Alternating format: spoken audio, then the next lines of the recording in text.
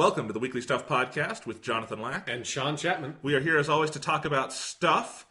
We were just playing a little Sonic R music for you at the top. Yes, we were. Because, last week was our 150th episode. Yeah. We talked about the 25th anniversary of Sonic the Hedgehog. And the 20th anniversary of Nintendo 64. That was a good episode. I had fun recording that one. It was a very nostalgic episode in a lot of ways. It absolutely was. And so I wound up yesterday, while we're playing Sonic R music, is I've got it on the brain, because after we did that podcast, I bought the fucking soundtrack on iTunes. Yeah. And it's great. And then, the iTunes one has bonus tracks and stuff. It's great. And it's really good. I was listening to it at work, and it was just, I had a smile on my face while I'm doing stuff that doesn't normally make me happy. Yeah. So it was great. So yesterday I had the music in my head, and okay, I know I've played Sonic R, but it was when I was a kid. Yeah. I got to go back and try to put a face to this game. Mm-hmm. And so I played a little bit of it. That's a shockingly terrible game. Yeah, it's one of those really early 3D games. It's a bad racing game. It's a very bad racing game. Oh, it's awful. And so I was playing the GameCube version. It's on the Sonic Gems collection. So, oh, yeah? Yeah, I had my GameCube is just set up in my room on my old CRT. Okay, so I can play that pretty easily. So I just pulled that out and put that in. And I'll say this for the game, it looks good. It's surprising, for I think what was a Saturn game? Yes, it was on the Saturn. It looks okay, for an early 3D game. It does not look like Sonic 3D Blast. Or especially for the Saturn, which was a console that wasn't really designed with 3D graphics in mind. No, so that's not the problem with the game. The problem with the game is when you start playing it. You're on the menu, it's got that fun options music, which is actually what we were playing at the top of the show. And you're like, oh, this is kind of cool. I get to pick my character. I'm going to be Sonic, because that's just... You're going to be that creepy Tails doll every single time. So I'm going to be Sonic, and the race starts, and it's this great music. I think I was playing on the map that has the Back in Time song. Yeah, okay, Just a great song. I think my favorite one, other than Supersonic Racing, is probably the Living in the City song. Living in the City is pretty great. Yeah, that song's great. They're all good. But, so it's doing that, and then the race starts, and I'm running, and I'm like, oh, God. One, I can barely control Sonic. Mm-hmm. Two, I can't really figure out the momentum or the physics of this thing, because it sort of looks like a Sonic Adventure 2 past style, Sonic game where you're on kind of a track and you're running and you got rings, but I can't jump really. Yeah, no. I can't attack the other racers, which it feels like I should be able to do based on other Sonic games. Mm-hmm. And I'm running pretty fucking slowly. Nothing is going all that fast. Yeah. And most of us are on foot. But Amy's in a car, and that's weird. Yeah. And so the whole thing is just I didn't even get through a full race. It was so bad. And he just kind of goes wherever he wants. And even if you get into the groove and you're doing okay, it's like you're running through molasses. Yeah. It's one of those, Sonic 3D Blast is a good comparison for... There's a awkward transitionary period with the very early 3D Sonic games where they did not figure out how to animate Sonic in a way that made him seem fast in 3D. Yeah. The Sonic R and Sonic 3D Blast both have the same thing where it's the way that Sonic moves, he just looks like he's kind of walking like a normal person. Whereas if you go back to the early 2D Sonic games, when you get running really fast, they animate it so that his legs are moving so fast they're like a blur. Yeah. I think the Sonic Adventure games kind of got back to that with the 3D model. It's but that middle period where it's just he just looks like he's jogging. It's a pretty leisurely pace. He's I think he could it's maybe 12 minutes a mile or something is what he's going at right now. No. I could run faster than Sonic in this game. Yeah, he's going pretty slow.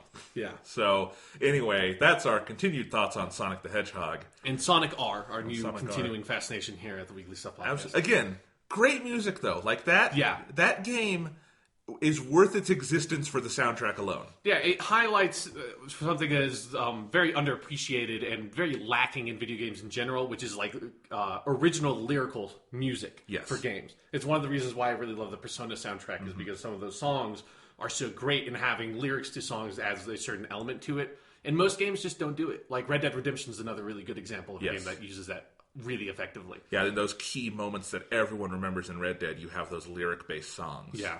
That are custom made for the game. They're not just. It's not just in Grand Theft Auto. Obviously, you can turn on the radio, but that's very different. Yes, and I can't wait for the Doom sequel when they add in a screamo heavy metal guy. Rip that demon's head off. They get the guy who wrote the lyrics to Pumpkin Hill, and he's singing about he's just screaming. Yeah, you're in the foundry. Welcome to the foundry. Going to get those collectibles. I don't know where I am. Where's that damn Doom doll?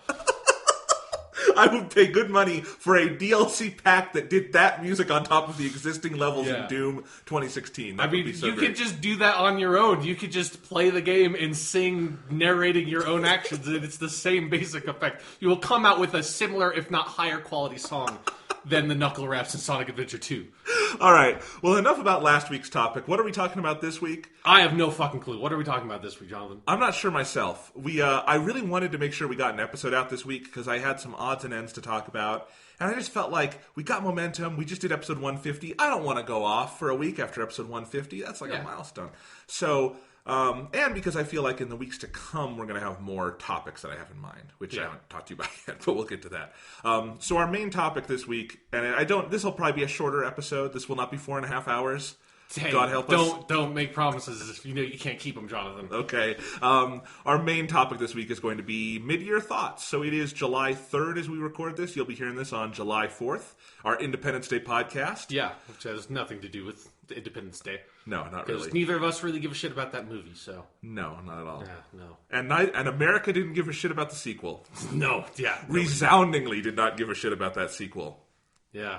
Finding Dory just swam right past it. Now Roland Emmerich is to go back and make the Godzilla sequel he always wanted to. Yes, absolutely. It got outgrossed this weekend by the Purge election year. That's right. They keep making those. Is that the third Purge movie? The third Purge movie. Man. Third. And they're getting real actors in them at this point. Like, I shouldn't say that. The first movie had like Lena Headey and Ethan Hawke, so they've gotten real actors in all of these. Yeah, I mean, horror movies somehow tend to attract like a one or two pretty decent actors. And I don't get it because they don't have that much of a budget. Like, what are they? Maybe the budget just goes to the actors. That's totally possible. That is actually probably completely true. Yeah. Anyway, that's movies. Anyway, so our main topic is going to be mid-year thoughts. It's the middle of the year. We're into July. We're halfway through. What has 2016 been like? Well, in the larger world, 2016 has been an absolutely awful year. Yeah, just that's a good thing to sort of note here. We're not going to be talking about the state of the world or the state of American politics, the state of United Kingdom politics in 2016, because that's a subject we're not really qualified to tackle, and I don't want to come over this podcast super depressed. Yeah, so the world at large, 2016 has been resoundingly shitty. Yeah. In media, it's been pretty good. We've had a fun year talking about stuff. Yeah, I mean, video games in particular are continuing that massive upswing we got from 2015. The momentum is strong. Absolutely. So that's what we're going to be talking about when we talk about 2016 in review, just to look at what are the small positives of this year on the whole. Yeah. If you get outside of media, very scary. I mean, this is something for some poli-sci major to write a big essay about, but I wonder if there's some correlation between shitty things going on in the real world and really great escapist entertainment off on the corner just being you read the news and you're like, well, shit, I am an immigrant in the UK and now my life might be completely fucked, but hey, I get to play Doom. So that's okay. It's true. The last time we had a year for video games this good, George W. Bush was president. Yeah. So, food for thought. Yeah. Food for thought. Anyway, let's go ahead and move on, though. A couple of little mini topics and pieces of discussion before we get into that. And actually, before we get into our random stuff, I want to hit the few pieces of news we have. All right. So first off, the Batman Arkham Collection, which we talked about before, the HD remasters, indefinitely delayed. Yeah. Which I thought was kind of interesting, because we're so close to it, and usually you don't hear about remasters just getting we don't know when we're going to be ready with this. Yeah, I saw some comparison videos a while ago with the trailer that they released that seemed to indicate that the remaster, at least by that trailer, was not as remastery as maybe people would like. So I have to suspect that has something to do with it. Yeah, it's weird, and it's too bad. I would love to play that sooner rather than later, but...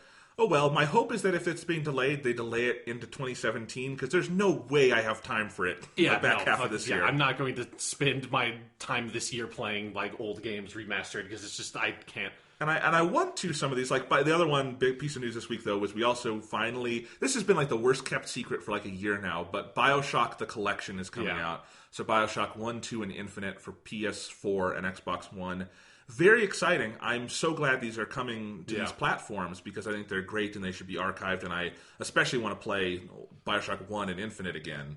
I've actually never played 2. So I've never played 2 either, so that's actually kind of the one I'm most curious about. Yeah, and it's got all the DLC, which I really never played for Infinite. I never played, like, Burial Under the Sea or whatever it is. Yeah, I never did those either. Yeah, so it might be fun to check some of those out. But it comes out September 13th, and September is a horrendously busy month for games. No, I'm not going to have time to go back and replay BioShock 1. Yeah, I'm going to get it at some point, but just it'll have to wait for a more fallow period. So anyway. I'm just really looking forward to when BioShock 1 is remastered and re-released, all the think pieces that are going to come out that are talking about like, oh, BioShock 2 is an underrated gem, and then also now we get to talk about ludonarrative dissonance all over again, because BioShock 1 is the game that like initiated the blog post that invented the term ludonarrative dissonance. Yes. So you get to have those again. So that'll be fun. But it's just kind of funny, because these were both collections that had been rumored forever, finally got confirmed, and then the Batman one is just like, we got no idea, guys. Yeah. So, oh well. Hopefully they put out a good product in the end. I'm finally going to get my brother to play those fucking games. Because he's never played them? He's never played the Batman games, and he's got a gaming PC now, and there was a Steam sale, and they were all $5. So, not Arkham Knight, but I'm telling him, just don't play that on PC. I've got it on Xbox. Sure, yeah. Don't try. Don't bother. Yeah, that's a whole can of worms. Yeah, the other ones apparently work fine. So, anyway, he's finally going to play those. Because I know he would love those fucking games. Yeah, anyone who likes Batman should love those fucking games. Even people who don't really like Batman would probably love those games. Yeah. They're just really good games. They're absolutely really good games. And this is a good time to play them. So, anyway, there's that. Bioshock, so I talked about that. And then the only other real piece of news this week, other than the Final Fantasy VII Monopoly set, which I thought was funny. And I didn't even see that. Oh, and I was only mentioning because it shows you how slow a period of gaming news we're in. Every fucking gaming website was reporting on the Final Fantasy VII Monopoly set because they had nothing else to talk about. And I will say, if I was going to buy a gaming-themed Monopoly set, that would be a fun one to do. But also, I don't know don't play Monopoly. It's done. We as a culture, we should be over Monopoly by now. It's a shitty board game. Play something else.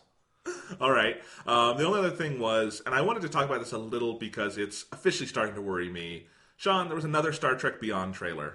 Oh, yeah, that's right. With Rihanna's Sledgehammer, her new hit single. I guess. This is the third trailer for that movie that still looks like it's a trailer for a totally different movie than the other two. Why can't they cut a good trailer for this movie? I don't know. I feel like I at least was like able to, by like taking my knowledge of the first two trailers and the like stuff you see in this trailer, but like the way they cut it does not put emphasis on. I felt like I was able to kind of construct for myself an idea of what the movie is about. Yeah. But like none of the trailers, it felt like were actually like indicating what the plot or the setup for the movie was. But I was able to like, okay, so that's that alien lady. Like she was in these shots of those other trailers I remember. So it's like that must be the kind of role she has in this movie. Okay, it's like why don't you just show me the basic setup for the fucking film? Especially because, and tell me if this is your thought too, from what I've pieced together, it looks like the idea for the movie is it's just an episode of Star Trek. They get lost on an alien planet, and they have to find their way out, and there's a villain. And it's exactly what I want out of it, honestly. I just want an episode of Star Trek with a bigger budget, and that's what they're doing, it seems. Is that kind of what you're getting out of it? Yeah, that is sort of like, the movie I've constructed from the pieces of the trailers that are, like, the most coherent, and when you ignore some of, like, the overdramatic monologuing that Kirk does in this trailer, and, like, kind of, like, don't take this, like, all, like, the weird action-y stuff and don't try to assume that that's indicative of, like, the tone of the movie itself, I do feel like it's sort of a big Star Trek episode. Yeah, especially because the only action bits they've shown are the same in all three. Exactly. So I don't think that's the whole movie, which is good. But it's like, I am looking forward to this movie. I really like the J.J. Abrams movies. I like Star Trek in general, of course, and I like this cast. Yeah, this cast is so fantastic that's actually the thing I most want more movies from, is I just want to see more of this cast playing these characters. In particular, I want to see more Bones. Absolutely. That's what I'm really in here for. And he has been in the trailers a good amount, which is nice. But it points to a larger problem, though, that I wanted to talk about. And I even thought about making this our topic this week, but I didn't know how to even phrase it. Yeah. What is the issue? And it's been a recent thing in movies with good movies or bad movies, doesn't even really matter, but big movies having awful trailers. Yeah, Why is this a thing? I think there's a couple of things that like, obviously we all recognize that movie trailers go with certain trends, and you have like eras of movie trailers, and so it's like at the beginning of like in the late 90s and like early 21st century, we had a lot of like in the world where like the trailer movie guy, and like I actually was sort of sad the other day when I was thinking about for kids born probably around like 2003, 2004 and later, the movie trailer dude is not going to be a thing that they recognize as like a pop culture thing. Like it'll be some weird old thing that like we make jokes about. It'll be like, why do you keep on doing that weird voice? Like that's not, no trailer is ever cut like that. That's just crazy. Yeah. So that was old trailers. Then I think there's probably like an intermediary period that I don't really remember. But then the one that we all remember is the Inception trailer that fucking took the world by storm for years and years and years, and eventually became the single most obnoxious thing you could possibly imagine. Although, even when it was obnoxious and overused, it still is a good thing for a trailer. Like, it's a very effective, dramatic element for a trailer to have. It lends a really strong sense of pacing. So it's like every video game trailer, every movie trailer had that. And we have moved into this new era where everything is either like for this one, it was that Rihanna song, or a lot of times it'll be like a really shitty, like soulful cover of an old like 80s pop song or something. And that's been the new trend, is that is the thematic thing that ties your trailer together, is whatever this song is. And that's most trailers I feel today have moved towards that. And like E3 was an indicative point of that, because basically every single trailer at E3 did that. So I think that's where we are, and I think that those trailers take a lot more skill to cut together than like dramatic thing happening, cut to black, dramatic thing happening, cut to black, dramatic thing happening, blah, blah, blah. Like that's anyone could cut that fucking trailer together and make it seem cool. It takes a lot of skill to actually cut well to like whatever the song is, you know? Exactly. But it is a thing this year that's been so weird, where I feel like, okay, Batman v Superman is a great example for this, because it had nothing but awful trailers. Yeah. And it's an awful movie, obviously. You could still cut a good trailer for it, I think. Yeah, no, I mean, you can cut a good trailer for anything. That's how trailers work. Absolutely, and that's my point. And in fact, an example for this was when they put out the trailer for the extended cut DVD that's out now of Batman v Superman. Yeah. I don't know if you saw that, but it's actually a really good trailer for that movie. Yeah, I saw it, yeah. And it's kind of funny. It's like, well, why didn't you just cut that as your trailer? Like that... It sells a movie that does not exist, but it's like, it's marketing, like it's good marketing. And so I don't get that. And so the other big offenders this year, I think, are Star Trek Beyond, just awful trailers. Yeah. And the Ghostbusters movie. And I don't want to wade into the Ghostbusters controversy too much. To sum it up, I think the controversy is mostly ridiculous. Yeah. I wish people would shut up about it. It's just a movie. The movie's almost out. I'm so happy the movie's almost out. Me too. Because we could just get it like... forget about the controversy. Yes. And I am looking forward to the movie. I want to put that up out front. I like everybody working on that movie. Paul Feig is a really smart guy, a really talented director. I love Melissa McCarthy and Kristen Wiig and those other actresses. I think it could be a really good movie. Yeah. That is a separate thing from my thoughts on the trailers. Yeah. I do think the trailers have been awful, and I'm kind of done forgiving them, and I do think... there is this wide chasm of people who just hate the movie and they're not going to say a single good thing about it before it's even out, and that's stupid. Yeah. But then I think there are people on the complete other end who are kind of ignoring that those trailers are bad trailers. Yeah. Like, if there's things you like about them, like, oh, I think Melissa McCarthy looks cool in this, that's fine. I think she does too. But that's different than, is that a well-cut trailer? And no, because each one of them, honestly, I think the first one they did was the best, and then they've gotten worse and worse because... But also, like, the first one they did was a trailer for a movie that is not the movie that, like, because the first one they did was the one that, like, implied that this is taking place, like, 30 years after the first Ghostbusters. Which is not true, and even Melissa McCarthy was on, I think, like, I don't know, Ellen DeGeneres or something, and said, yeah, that's not our movie, I don't get it.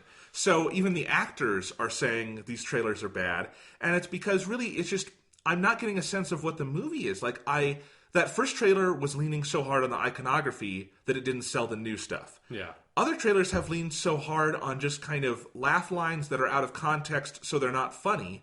I'm not saying they can't be funny in the movie, but out of humor relies so much on context.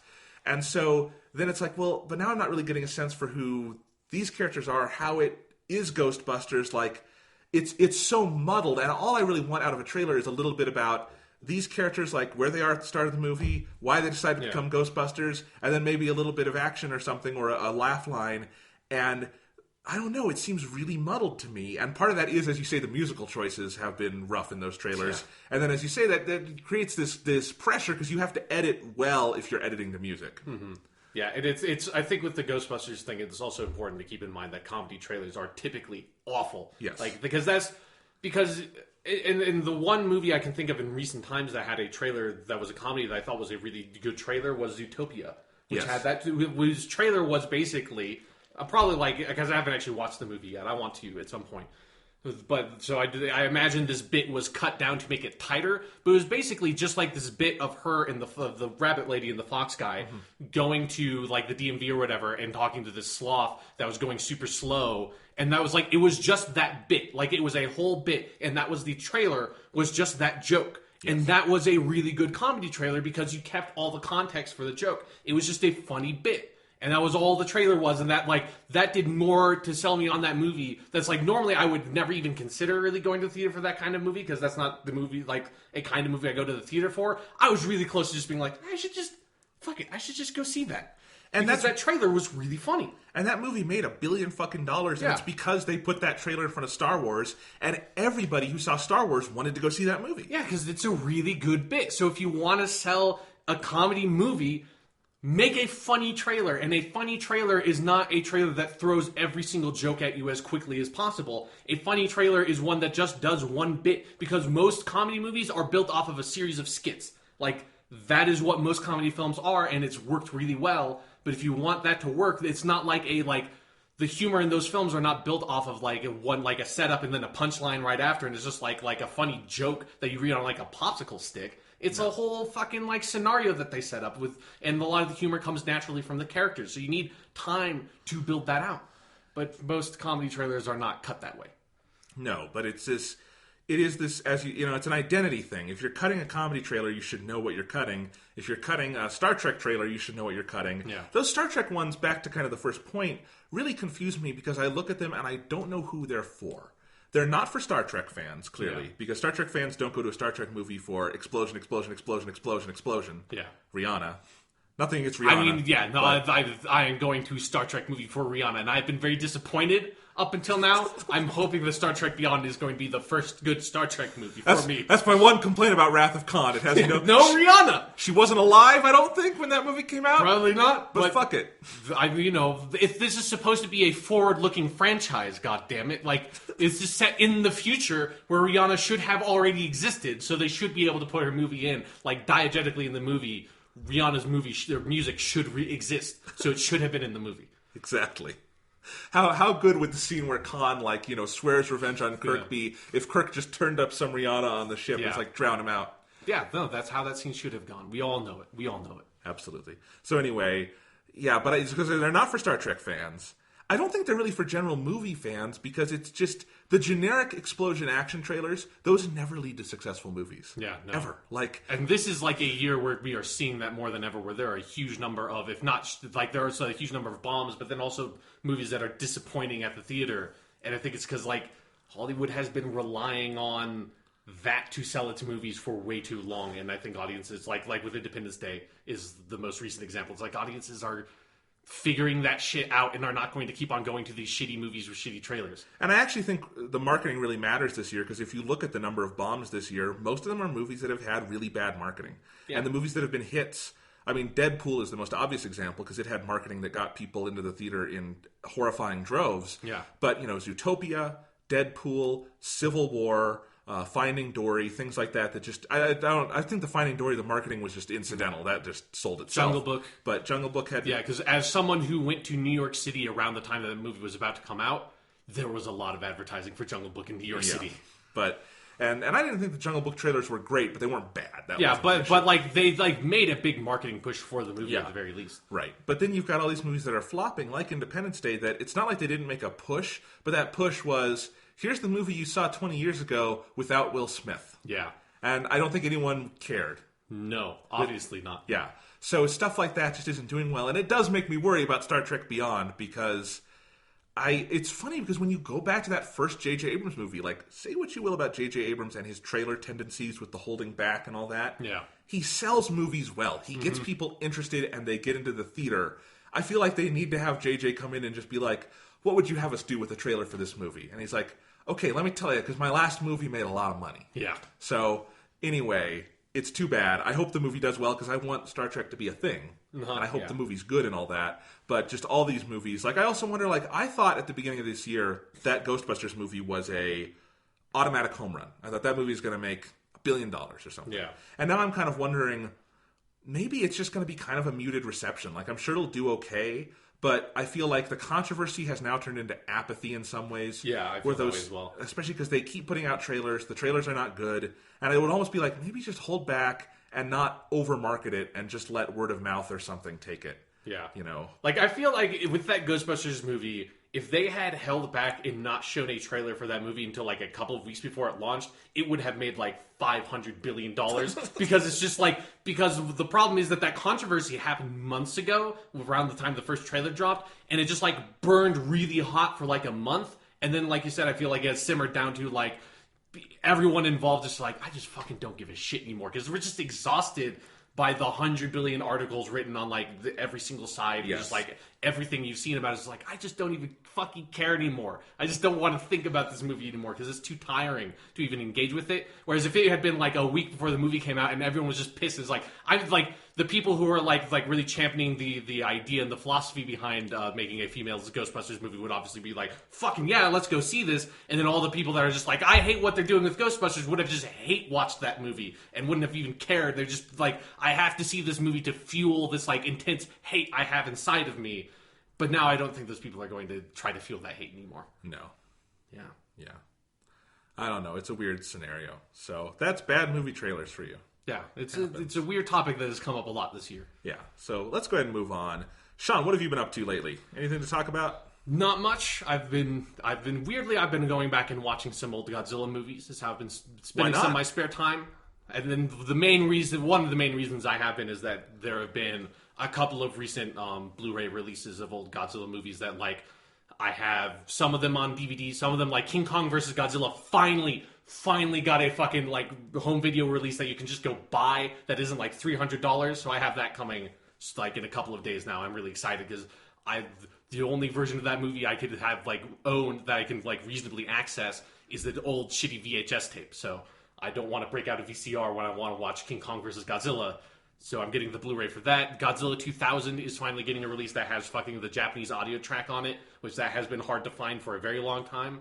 So that, like, seeing some of those releases coming out has gotten me spurred up to be like, I'm going to watch some old Godzilla movies. So I've been doing that. And then I've also been going back now that I've finished Gravity Rush, because I was near the end the last time we did the podcast. That game's fucking awesome. I'm really excited for Gravity Rush 2 now. And after I finished it, I went back and I watched a bunch of the stuff that they showed at E3. And that game looks really awesome. Have you watched any of the... Not really. Yeah, because I just watched a fairly, like, probably like a 10-minute long kind of like gameplay demo that had Shuhei Yoshida sitting in on it. And that was just like, just watching that game in motion was kind of amazing. Yeah. It's a thing where I know I'm going to play that game. Yeah. And I was on board with that before they even, had shown anything from Gravity Rush 2. So it's almost like Persona 5. They also showed some Persona 5 stuff, and I didn't watch any of it. Yeah, I stayed away from the Persona 5 one. I just want to play the game. I'm going to be there day one either way. But it's good to hear that it looks awesome. Yeah, it just looks like the generational leap. I mean, to like the big leap of power to the PS4. They have made very good use of that based on the gameplay stuff I've seen. So I'm really excited for Gravity Rush 2. Then I have also been going back in the calm before the storm, before we hit August, where like shit really kicks into high gear. I've started playing Dishonored Definitive Edition, which is a game I've been meaning to get to ever since it came out in like 2012 or whenever that game originally released. So I'm playing that on the PS4, and it's really good. Like, it's a game that it took me a while to warm up to because that kind of first-person stealth, like Deus Ex-y, very open kind of gameplay is not generally my cup of tea. But I think the thing is with this game, it really clicked for me when I started really kind of like being able to read the level design really well. And the level design in that game is just absolutely superb. And it's like the real star of that game is that the levels are immaculately crafted. So I've just been having a huge amount of fun playing that and going around and being a stealthy. Like, I've been avoiding killing people as much as possible. Every once in a while there's someone I'm just like, hey, you're an asshole, I'm going to stick a knife in your neck. But most people I will incapacitate or just straight up sneak around. And I think the game gives you a lot of really engaging and fun tools to enable that kind of, like, not completely pacifist play style, but, like, a closer to that than I'm just going to, like, murder everyone in the streets kind of way that I play most games. Absolutely. My brother really loves that game. Yeah. He played it on the 360 is where he would have originally played it. And then he's played it on the Xbox One, and he's also now has it on PC. I know he on the 360 got all the achievements and everything too, which required playing it a couple times. But yeah, really... it is the kind of game that the way it's designed, it really heavily rewards multiple playthroughs. So I can totally see and that's what he said, someone going back through it a whole bunch. Like, I might play it a couple of times, I don't know. Absolutely, and it's the kind of game that I've sensed that has not had, like, huge, massive, earth-shattering success, but the people who love it really love it, and that's the kind of fan base you can build a franchise on really well. And so I'm glad they're doing Dishonored 2, and it sounds like everything from that looks really cool, and so... And it's nice to have these remasters out there to make it easy to play for us now. In lieu of actual backwards fucking compatibility. Yeah, you know. But this is the game, like, it's nice for me because it's a game I never owned in the first place, and now I get this nice, like, you get all the DLC, and from what I understand, like, one of the DLCs is really, really good. Yeah. So I'm excited to get to that. Yeah, I remember that when that came out, my brother was super excited for that and loved it. So, that's awesome. Yeah, it's Dishonored. It's a good game. I'm going to get to the games I've played in a minute. Okay. But I have been continuing my adventures with Dragon Ball Z, I talked about last week, where I started rewatching the series. I have kept my momentum up and even upped the ante a little bit, because I am through episode 80 of the series, just finished this morning. So that means I've also watched the first 3 movies and the first TV special, which is the Bardock special. Yeah. That is a phenomenal 45 minutes of animation. Yeah, the 2 TV specials they did are fucking awesome. And the Bardock one is especially notable because, if you know the history behind it, that was completely done by the anime team.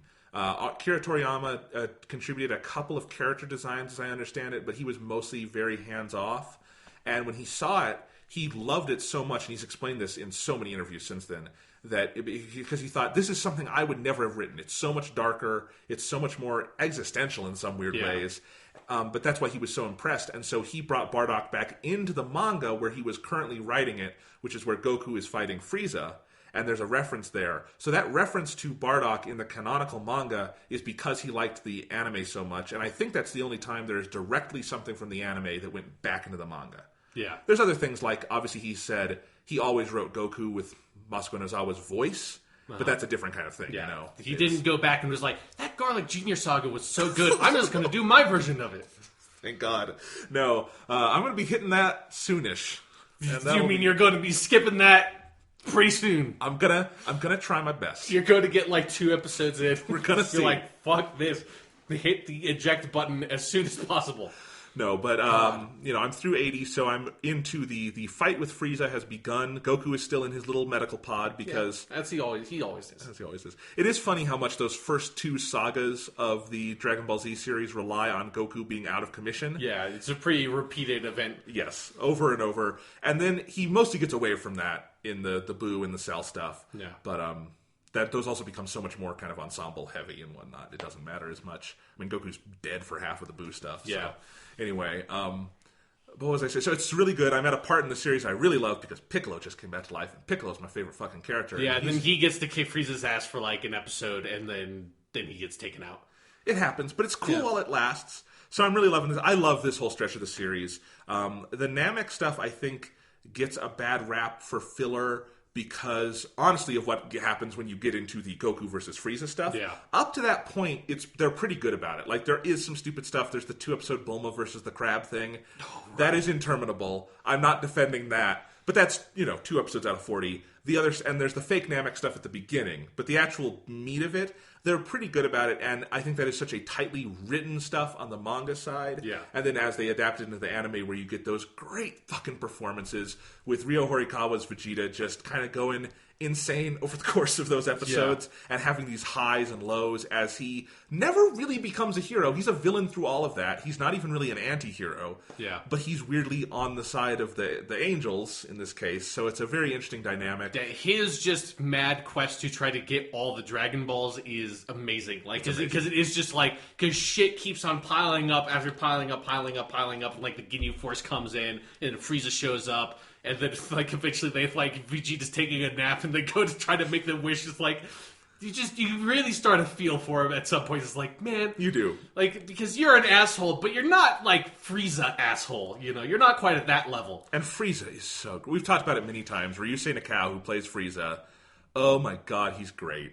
I love it so much, and especially now I'm into the part where he starts to lose his shit, and he's so good at that. Yeah. It's so great. I love all of it. It's been having so much fun watching this, and I just, the Namek stuff I naturally kind of just breeze through because it is so exciting, that even if you get little moments of filler here and there, it's like, okay, I know this story very well, but the tension is so well done that I want to see what happens next. Like the episode, as you were talking about, where they get the Dragon Balls and they're making the wish while Vegeta is napping like 5 feet away and Frieza is on his way to kill them. That's a great, just well-executed piece of tension. Yeah. And so I love all of that.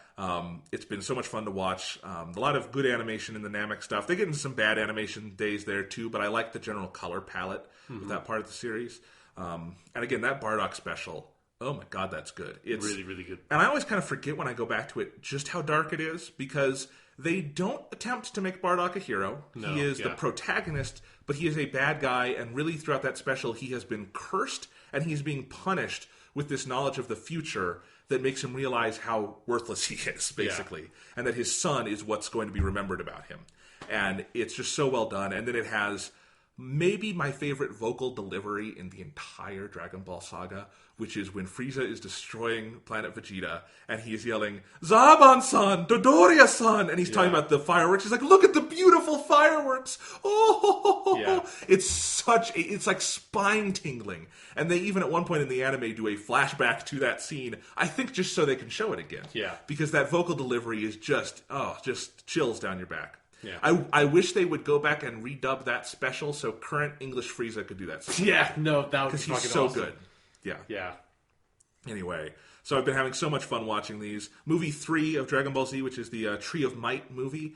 That's a great movie. That's a really good... I mean, great. I'm not saying like it's The Godfather. I'm saying... but for like the Dragon Ball Z movies, if you're a fan of Dragon Ball Z, that is a really fun one to watch. It's good. It's just got really good animation, like the tree that's like overtaking the earth. Yeah. It's got this great kind of dark atmosphere. And Tullus is a really interesting villain as kind of evil Goku. Yeah. And Masuko Nozawa, it's weird having her do that, but she's really good at it. Yeah. It's that and Bardock. She's good at doing like evil variations on Goku. And again, it shouldn't work, but it does. Mm-hmm. Yeah, and I just remember Tree of Might having a lot of like really, really good fights as well. I mean, that's one of the things I appreciate about the Super Saiyan movies is like there's something really compelling about that when like people like when that weird area of power where it's like they're a lot more powerful than the characters were in Dragon Ball, but like they can't just like fly without thinking about it all the time the way they do in most Dragon Ball Z, you know? Right. Like flying is still something that it's like the Goku has to put a little bit of effort into, and I like that period of like the power levels for the characters. It creates for some really compelling fight sequences. It absolutely does, and I think some of the later movies are very good despite that, and some of them totally succumb to it. Like, I don't like that first Broly movie much at all because it's exactly the problem you're describing. Yeah. It's 80 minutes of really overpowered people fighting overpowered, and it's weird because that's not what the manga really ever is. It doesn't succumb to that really. It finds interesting ways around it. And then the movies don't have that all the time. Yeah. So. I mean, it's actually like this just because I've been watching those old Godzilla movies. It's something that's occurred to me. But it's like you can tell, like a really bad Godzilla fight scene and a really bad Dragon Ball Z fight scene are very similar because both of them just rely on people using power blasts all the time. Yes. So it's like a really bad Godzilla fight scene is just Godzilla using his atomic breath all the time and just gets like it's just boring. And it's the same thing where it's like a lot of the later Dragon Ball Z movies are just like, I'm just going to use Kamehameha over and over and over and over again. And that's like the whole fight. It's like, no, I want to see some creative like martial arts stuff. I want to see Godzilla just like fucking judo slam a motherfucker. that's what I'm really here for. I want to see him throw Rodan into a building, not just hit Rodan with his fire breath. Absolutely. Yeah. So anyway, I'm having fun with Dragon Ball Z. I'm keeping the momentum up. I'm sure I will be able to keep it up through the end of the Frieza stuff. And then I will have the thought of Trunks to keep me going.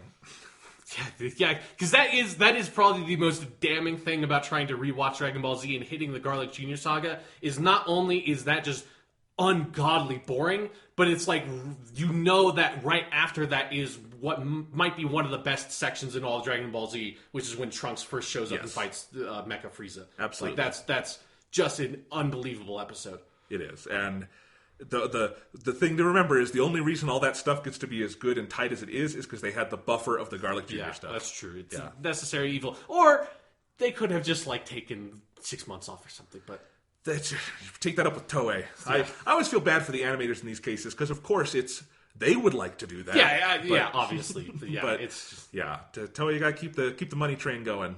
Absolutely. So anyway, but it's been fun to watch, and maybe I'll just give some periodic updates on my progress. Dragon Ball Z, it's really good. If you hadn't heard, yeah, it's an anime that people like. Yeah. Maybe too much in some cases. Never too much.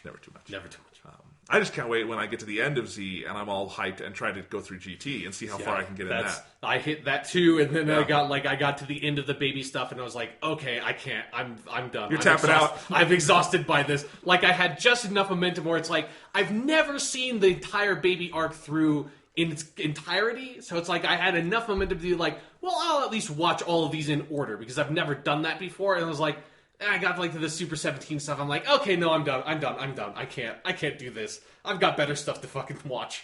Have you ever watched the very end of GT? Yes, I have. I like that. Yeah, it's good. But it's nice. Anyway, there is a lot of bad in the middle, though. Yeah. Even though there are pieces of GT I like so much, and I wish it could have been better. Yeah, early GT is actually pretty okay. Because I like Pan a lot. Yeah, Pan's really good. I like Goku, Trunks, and Pan flying across the universe, just having fun adventures. Yeah. So when it tries to copy the really insane Frieza stuff with babies, where it's just like, okay, I can't do this. It's so rushed. Japan couldn't either. I mean, that's an amazing story because Dragon Ball into Dragon Ball Z. That was 10 solid years of anime. It was never outside the top 10 anime in Japan. Yeah. And then it plummeted in GT because everyone just recognized it's over. The story ended and this is not what we needed. And that GT lasted about a year and that was it. Yeah. So it's and now it's back in full force. And Dragon Ball Super is about to overcome GT in terms of episodes. Oh, yeah. Which I think is crazy. It feels like Dragon Ball Super is kind of taking its time with it in a way that, one of my main issues with Dragon Ball GT is that it feels like it's trying to replicate these, really big, 30, 40 episode long arcs that Dragon Ball Z had and do them in, 10 episodes. Yeah. You can't do this. Everything just feels like Goku's, just becomes, Super Saiyan 4 in, one episode. It's just, where it's this whole, arc of building up to that would have been, 10 episodes, even ignoring the filler before. It's imagine, remember all the build-up to him becoming Super Saiyan for the first time? There's, again, obviously there's, the filler stuff makes that seem even longer, but there's so much of, Vegeta thinking about it, thinking, am I now a Super Saiyan? Have I finally overcome this wall? And he finally hits it. Super Saiyan 4 is just, he learns that it kind of exists and just, does it. It's stupid. Yeah, it is. Oh, well. All right, but I also, this week, I finished Kirby Planet Robobot. Yeah. And I don't know if I have that much more to say than I did last week, other than it is a phenomenal game. It stayed just as good as it was through the first, 2 worlds on to the end of the game. I enjoyed every single second of it. It is, just to recap, it has terrific art, terrific animation, great use of the 3D on the 3DS, second only to Super Mario 3D Land in terms of really using that 3D in a way that feels completely essential to how you play the game. There are some levels where I literally don't think you could do it with the 3D off. I mean, you could guess your way through, but it would just be tough. It would be not ideal. Yeah. So if you have a 2DS, maybe don't play this game. And if you have a 2DS, maybe just don't play games in general. So that's a bit harsh. Sorry. Maybe they just wanted a cheaper alternative to the current Nintendo handheld system that generally didn't use its key gimmick all that much. Anyway, so that's great. The music, oh my god, the music. I don't know if there's a soundtrack for this game, because there usually aren't for these kind of handheld things, but there should be. It is such a great soundtrack. So much fun. If you like, for instance, Smash Bros. Music, which has a lot in common with sort of Kirby music in general, it's got that kind of energy and invention to it. And then there's the platforming, and the gameplay is so good, and it's got, the Kirby archetypes, you swallow the enemies, and you shoot stars, and you have little powers and stuff, but that addition of the robo-mech suits, which have their own whole set of power-ups and stuff, is such a fun idea to do, and it makes those levels so interesting. Every level is distinct and interesting and has its own kind of voice and style to it. I love all of that. And then you get to the end of the game, and so basically, just to describe the setup, you have 6 worlds, and each world has 5 levels, and then at the end of those 5 levels, you have a boss. Yeah. So you do that for the first 6 worlds, and I get to the end of the 6th world. I'm okay, I'm going to go fight the final boss, and then I'm going to beat this game. And I thought, I probably have 10 minutes left with this game.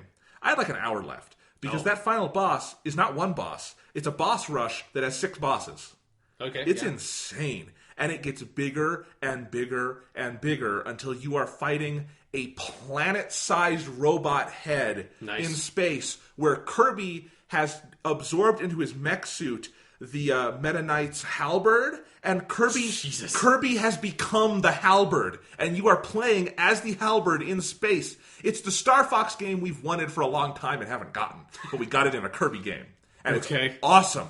And it's just so cool, and it's like the artwork there. I can't believe this game is running on the 3DS. It looks like it should be a Wii U game. Like, the graphics are so good, and there's so much color and detail to all that stuff, and the 3D is used so well in that section, and there's just such a sense of scale. It's actually kind of overwhelming, and the game never becomes particularly difficult. This is a complaint I've seen. And I think difficulty is a tough thing to talk about in games. Yeah. Because I think a lot of people, especially with platformers, think difficulty means you die a lot. I don't think that. I think difficulty, that can mean difficulty. Sure. I often think that means cheap difficulty. I think difficulty in platformers can also just mean something that you kind of works your brain out a little bit. There might be a puzzle, or it's just something where you move through and you have to be kind of nimble or dexterous to get through, or the difficulty is kind of beside the point because the spectacle and the fun and the movement of it is what matters. Right. It's not about dying a bunch or about overcoming something really, really tough. It's about kind of the overall experience, and I think that's what Kirby games kind of are, and this one especially. And there is some challenge near the end. One of those 6 bosses is very hard. But other than that, you kind of just keep doing your thing, but it's about that overall aesthetic experience you're getting, and it is really fun. And I just can't believe a Kirby game of all of these Nintendo platformers has that big a finale, and something where I finished it and I was just like out of breath, like, fuck, that was a really intense Kirby game. Yeah, I'm just waiting for like the Kirby game that ends with him just swallowing the universe. And that's just like, then you go inside, and then you find out like that Kirby is in and of himself inside a bigger Kirby that swallowed his universe that had that Kirby and that universe inside of it, and it's just a bunch of Russian nesting dolls of different Kirbys and different multiverses swallowing everything. Absolutely. Yeah, that's obviously that is the true setting that Kirby has. Like each Kirby game, whether you see it or not, ends with that. And each Kirby, it's like Legend of Zelda. Each time you're playing a Kirby game, it's a different Kirby in a different universe. Absolutely. Yeah. No, the Kirby Planet Robobot, very, very good game. I've played to beat the campaign. It took me 6.5 hours, according to the Nintendo time log, because each world takes maybe 45 minutes to an hour to complete, and then there's the finale stuff. But there's way more to do. Like when I finished the game, my completion rate on my file was only 52%. So there's still a lot more to do, and you can go back and kind of find all the collectibles within the levels, which they're not excessive at all. It's like some of the recent Mario games where there's 3 basic things to find, and then there's stickers and stuff you can get. Actually, the sticker system is great because you collect all these stickers, and you can put them on your mech suit. Okay. So they're like, it's a cool collectible. Like I got the Dragoon from Kirby Air Ride. And Kirby's rocking that on his left shoulder. I love it. It's fun. Cool. So you got that. So I got that to play. And then you unlock over the course of the game 4 mini games, and calling them a mini game is almost selling them short because they're pretty big for mini games. Like they're their own little campaigns and things to do. I've only played one of them heavily, and it's like a Kirby. It's almost like a little trial challenge mode where you have to go through these little levels and swallow everyone, and you get points for that, and you can do like strings and combos and stuff. But there's also one called like Meta Nightmare that has its own kind of, and they all have their own title screen and stuff. So it's kind of fun to see that, and I'm excited to see how those all go, and I want to go back through and get all the collectibles. So although even if I didn't want to do any of that, I do think just that basic 6 to 7 hour campaign is worth the price of entry because it is so good if you like that kind of game. Cool. And absolutely one of the best games on the 3DS. And there were definitely times playing this where I was thinking, man, I could absolutely make the argument this is the best game I've played this year if I wanted to. And the thing is, I've fought that like in 5 different games this year, including in the next game I want to talk about. Okay. You've probably heard about this if you've read any gaming site because everyone on the internet is losing their shit for this game. Yeah. And I'm about to also. Okay. And that is Inside by Playdead Studios. Not a very descriptive name. It's just called Inside. Yeah. So I've had to, like, when I was tweeting about this game the other night, and I decided to always put it in quotation marks because otherwise it looks like I'm writing a random sentence with the word inside in it. But this is from the studio that made Limbo, which is a very famous indie game from 2012. Does that sound right? Earlier than that. Earlier than that? Probably like 2009. Oh, okay. Wow. Yeah, I forgot that was it's that far definitely ago. earlier than 2012. Okay. I think that must be when I played it or something. Because it was, oh yeah, originally Limbo was an Xbox 360 game. You keep talking, I'm going to look this up. No worries. And then it came out for everything else under the sun. But Limbo is a kind of standard indie favorite, although I never really got into it, and Sean, I know you never really loved it either. Yeah, no. It's like I recognized the art style and everything about it was highly accomplished, but like the actual gameplay, I felt like just like got old really quickly. It just felt one of those like it was, and because I played it a year or two after it came out, which was in 2010, so I probably played it around 2012 as well. And so going back to it, it was like this game is not surprising. Like it's not surprising that this game came out in the way that like. In 2009 and 2010, with those games like Limbo and Braid and stuff, when the first indie games really started hitting on the Xbox 360, there was like this sense of like, oh, we've never seen something like this before. And by the time like you knew that those kinds of games existed and had played a few of them, going back to Limbo was like, visually it's very arresting, but like as a game, it just felt very simple and kind of boring to me. Okay. Yeah, I would agree with a lot of that, and I would say none of that about Inside.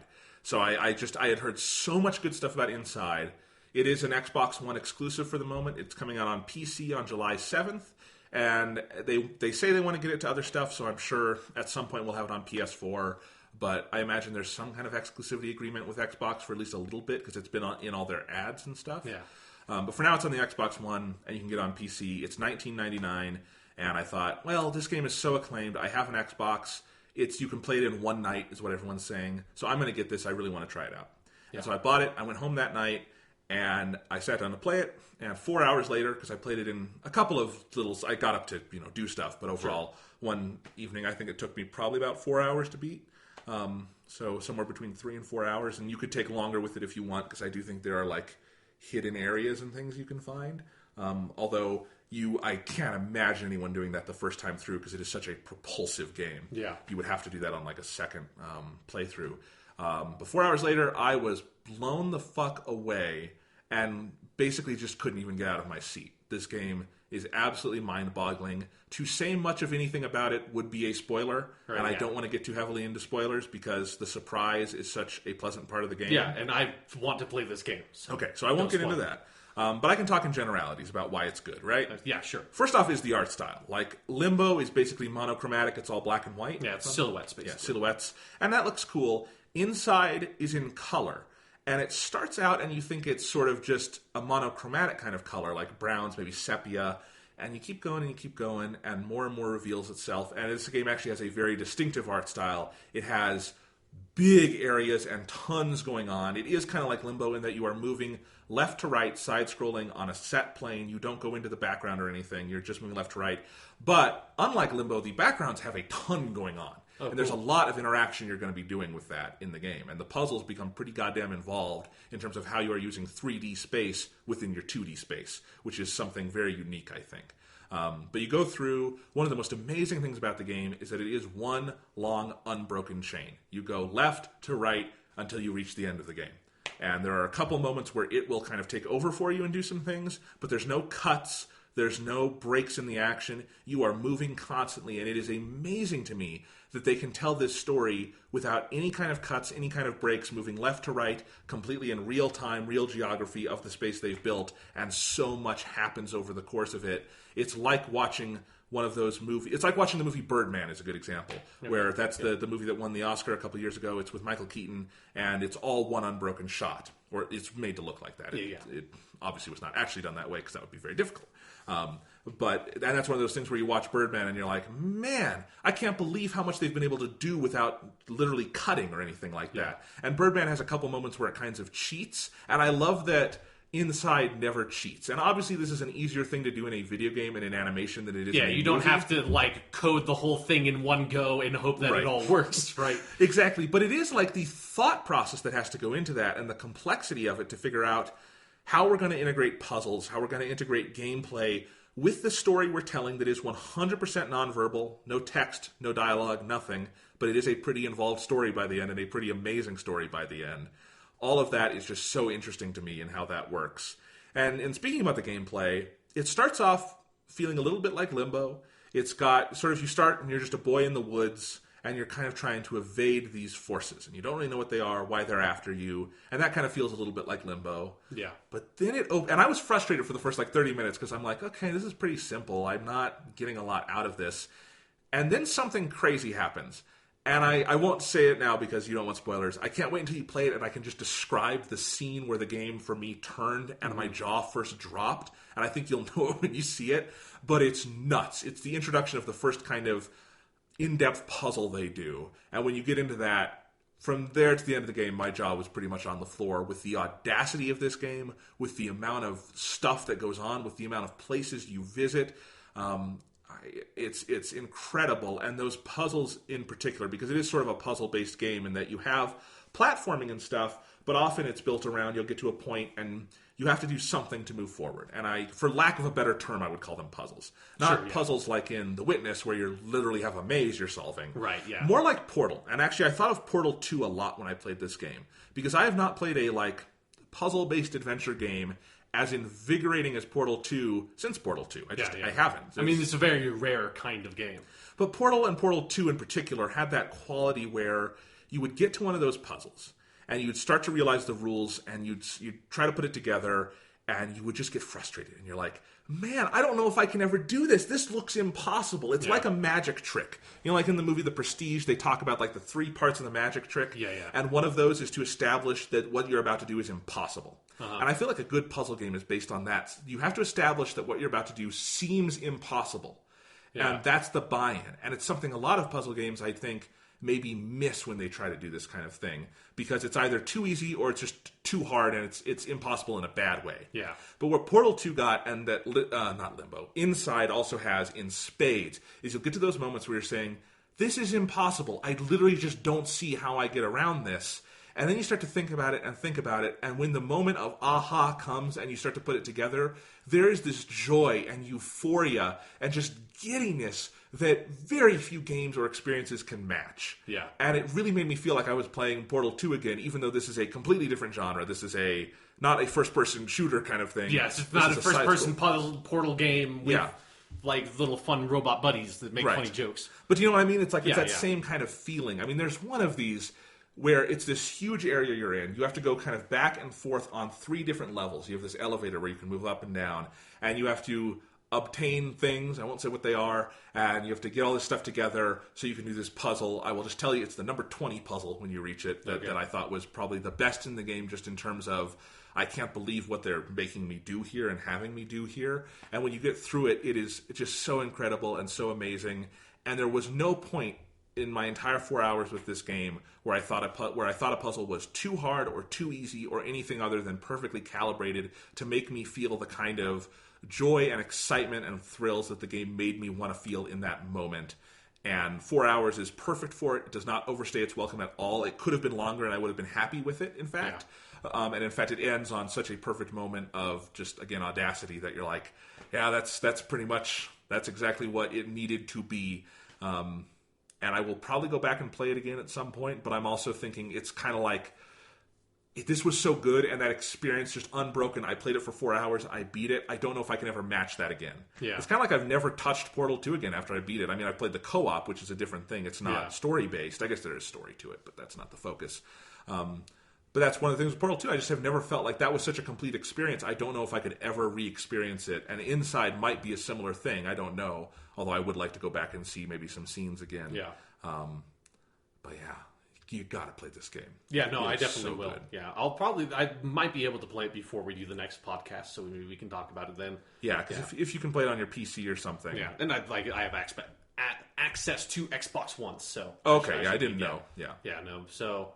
Yeah, but thinking of going back to that, the aha moments in those kinds of puzzle games with Portal 2, the one I always think about, and I feel like everyone I've talked to that's played that game has had this moment near the end of the game, but sometimes it's on different puzzles, where it's like, because by the time you get to the end of that game, they have layered so much stuff you can do with the base mechanic of just, throwing 2 portals that, connect these points in space together, where it's like, you're doing this one puzzle where it's like, I'm making this goo over here that's bouncing this box up and then putting a light bridge and shuffling this and doing all this shit and flying this turret all over the place. And you get to this but now how the fuck do I get over there? Like, oh, geez, I don't, and it's like, oh, wait, I could just shoot a portal over there and shoot a portal over here and just walk through the fucking portal. Because, like, I've done so much in this game with all these other mechanics that I completely forgot that, like, the most basic thing of, like, what every single puzzle in Portal 1 was based off of. You just walk through the fucking portals. It's like, everyone had that moment of, like,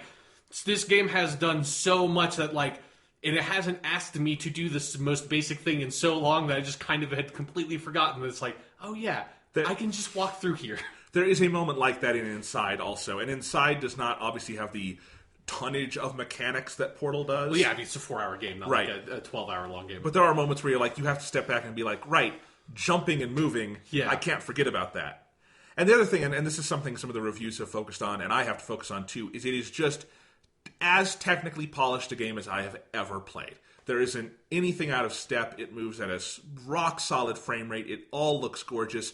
The movement of the kid and the physics on everything you do are so just pitch perfect. Like, this is a game that took them... They have been working on this since Limbo, so it's been 6 years. And you would think, how do you spend 6 years and make a 4-hour game? Yeah. Play Inside, I think you'll get it. And the amount of focus it must have taken that team to put this thing together over the course of 6 years with this very clear artistic intent in mind is mind-boggling when you get to the end and you realize how tight an experience you just played. Yeah. So yeah, that's the really nice thing about like the indie game revolution and the kind of game it sort of like brought to the forefront is this like 3-4 hour long game that you like typically and like hopefully ideally could just play in one sitting. Like that's the way I played Gone Home, you know. Right. Just get in there, just like get in elbows deep, just get your hands dirty, just play through the whole game in one big sitting. That's also how I played Portal 1, come to think of it. Yeah. It's like it's those kinds of games that like when you can get that and you can make it really tight as to sort of incentivize the player to play it all in one sitting, like that's a really special kind of experience. Absolutely. So that's Inside. Can't recommend it enough, and it is yet another game where I'm thinking, if I wanted to, I could totally make the argument this is Game of the Year. And I have had that thought too many times this year. Yeah. Sean, yes. 2016, as we said before, bad year for humanity. Yeah. Good year for art. Sure, yeah. Can we say that? That is how that works out. So let's go back and let's just do a little retrospective on the media of 2016. Maybe before we even get into specific games or titles or anything. I mean, we've talked about this before, but maybe we haven't focused on it. This has been a crazy year for games. Fucking yes, it has. Like... And I thought for me, like with 2015, 2015 was a year that really catered to me in a lot of ways with games and had stuff like Bloodborne and Witcher 3 that were just like incredible fucking games that I just loved to death. And I didn't think like then that 2016 would be able to sort of like compare to that. And I still... As much as I love like Uncharted 4 and Doom, I don't think there's anything that quite hits The Witcher 3 for me personally. But still, like the huge diversity and wide swath of just incredible games that 2016 has offered is insane. And we're not even at the like insane holiday rush that is like when typically games come out. And I think we've seen that like 2016 is like a trend we have seen, I think, since these consoles have come out is games releasing in like a wider sort of window where you get some games that like can come out in spring that are very good. Like Witcher 3 came out in May last year. And then you get like some games that can drop over the summer. And so it's like you're not just like hitting like mid-August and then just going like a fucking maniac till mid-November. It's like you have nice releases that are spread out. That's like you can get a couple of games that drop in February, some games that drop in March that are big, notable, significant games. And so like even though it's only been the first half of the year, like you would expect like Doom and Uncharted 4 would be two games that would like be able to fucking like crowd their way out and just like shoulder the competition away in the middle of like the holiday rush. And they just like were like, no, we can just drop this in one week in May. Yeah, it was 1 week and just be like, we're going to dominate the entire conversation in video games for this like 2 weeks, you know. Yes. Yeah, it's just been very good. It's been insane, and I think it's good maybe to check in at mid-year on what have been the best, because I would not be at all surprised if our perceptions of this are overturned by the end of the year. Yeah. Because just to look at what's coming, I'm just going to run through a little bit of what I'm excited for in the back half of the year. Yeah. I mean, July does not have a ton, although it's got some ones. Like, I'm curious about Square Enix is putting out a little RPG called I Am Setsuna. Yeah. That could be really good. I want to read a review or two, but like the art style and stuff looks like it could be something special. Yeah. So that's something to look out for. There's some other indies that month. But when you get into August, it starts to get crazy. Because August is No Man's Sky. Yeah. Which, that could absolutely be a game of the year kind of thing. Yeah, if it's as good as it looks like it could be. I'm really excited to see what that game really is, Yes, I cannot wait. And then September is go time. September, let me read you the list of titles in September. This is just on my calendar. And I don't just keep games I'm interested in, but I don't put everything on here. So September is XCOM 2. Yes, fucking yes. ReCore, BioShock Remastered. You got Dragon Quest VII over on the 3DS Remastered, which is nice. 3DS actually has a lot that month because they're also doing that Shin Megami Tensei 4 sequel. Oh, right, yeah. Which is getting a release here. So there's just a lot on the 3DS that month. You've got Destiny Rise of Iron. Fucking right, that's coming out. I totally forgot that expansion's coming out this year. Forza Horizon 3, which we both said if we had the time we would love to try. Yeah, that game looks really good out of E3. And Final Fantasy 15 to cap the month off. Yeah. That is an insane And in Japan, month. Persona 5 on the same day. Yes. So, crazy, right? Yeah. Man, Final Fantasy 15. Oh, man. So that's a ton. That's just September. And I know you and me both at least want to play that month. Final Fantasy 15. Yeah, definitely. XCOM 2. Destiny Rise of Iron. Yeah. We're at least going to try to... And I want to play ReCore. It's crazy. Yeah. It's crazy. I don't know how I'm going to do it. October. You got Gears of War 4, which I will probably skip. And I'm kind of glad I can. Yeah, it's like a game it's a game that ideally I would like to play, but I don't while I can play Xbox One games, it's not the easiest thing in the world for me to just be able to do. And then also the time thing, and their demos have not been good enough at E3 to sort of really encourage me. But I'm intensely curious about how that game's going to turn out. Absolutely. The Last Guardian on October 25th. Yeah. Gonna play that. Titanfall 2 on October 28th. Yeah. Which I really want to play. And Skyrim Special Edition on October 28th, which I can safely skip, but I want to get back to at some point. Want to check that out at some point. Personally for me, I really want to see the DLC stuff for that because I never played that for Skyrim. All right, then November, you got Call of Duty Infinite Warfare, which we both thought at the beginning of the year we can skip that. Now I think we both have it pre-ordered, right? we both. Yeah, I pre-ordered the Call of Duty 4. Fucking E3 demo, looking so good. Fucking goddamn, because it comes out so close to Titanfall 2. I know. I want to play both of these games. I don't know if I really feasibly can play both of them. Exactly, and the problem for me is that it's a weird thing where with Infinite Warfare, I don't give a shit about the multiplayer. I want to play the campaign. With Titanfall 2, I'm curious about the campaign, but I'm more interested in the multiplayer. Yeah. So it's this weird maybe I can just combine them into one game. I don't know. But I obviously want to play the campaigns for both. Watch Dogs 2 is on November 15th. Probably just going to skip that, but I'm really curious what the reviews are going to be at the very least. And hey, someone's playing it, so while I don't think it's likely, there is a chance that game might actually be totally amazing. Who knows? Right. Who knows? If reviews come out, I might end up buying it if they have really good reviews. And then November 18th, Pokemon Sun and Moon. Okay, yeah. 3DS actually having a much busier year than it looks like it's having. Yeah. So, and then December, the last game of the year really is South Park: The Fractured Butthole, which has a great title. I probably won't play it, but it's there. And just think about that. No matter what kind of gamer you are, that is an insane list of stuff through the end of this year. Yeah, and somewhere in November is where Dishonored 2 is also. Right, okay. Yeah. I think when I made this, maybe that didn't have the date yet, but yeah. So much stuff. And if you have eclectic tastes like Sean and I do, it's a fucking nightmare.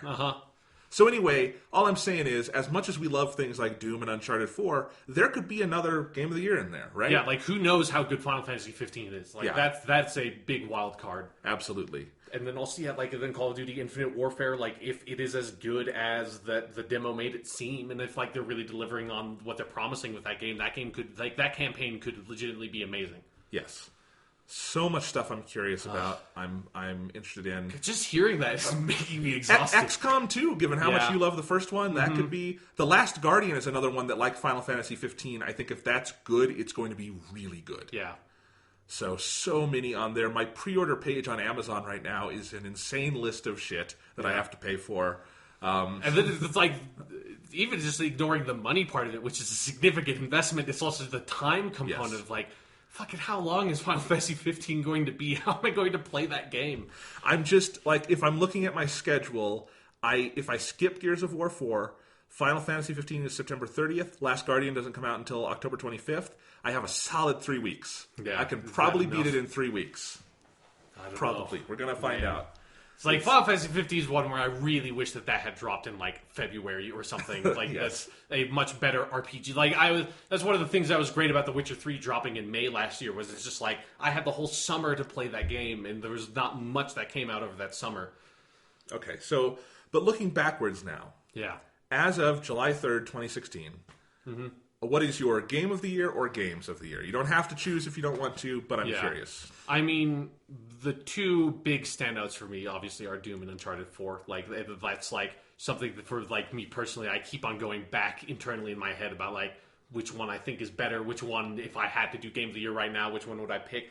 I'm leaning Doom, but I don't... That's a hard... Because there's such different games. That's a really, really hard choice. It is. I've thought kind of the same way, and I've leaned Doom at times. I've leaned Uncharted 4 at times. Like, it kind of almost depends on the day of the week and how I'm feeling. Because they are such different experiences, but they are similar in just that on a gameplay level, they hit so hard, and then on the aesthetic and story level, while Uncharted 4 obviously has a much more in-depth story, Doom has a pretty amazing presentation in its own way. Yeah, like for the kind of game it is, it's really like a top tier in terms of like for a really mechanically intensive, focused first-person shooter. Most stories in those, like for the original Doom, is basically non-existent. Whereas like in New Doom, it's like weirdly compelling, and it adds a lot to the experience. The weird like satire elements that they layer throughout the game are really good, and it adds a lot to the pacing of the game. I'm going to do a quick, like, debate on both sides for myself. Okay. Here's where I would say Doom might be number one. Yeah.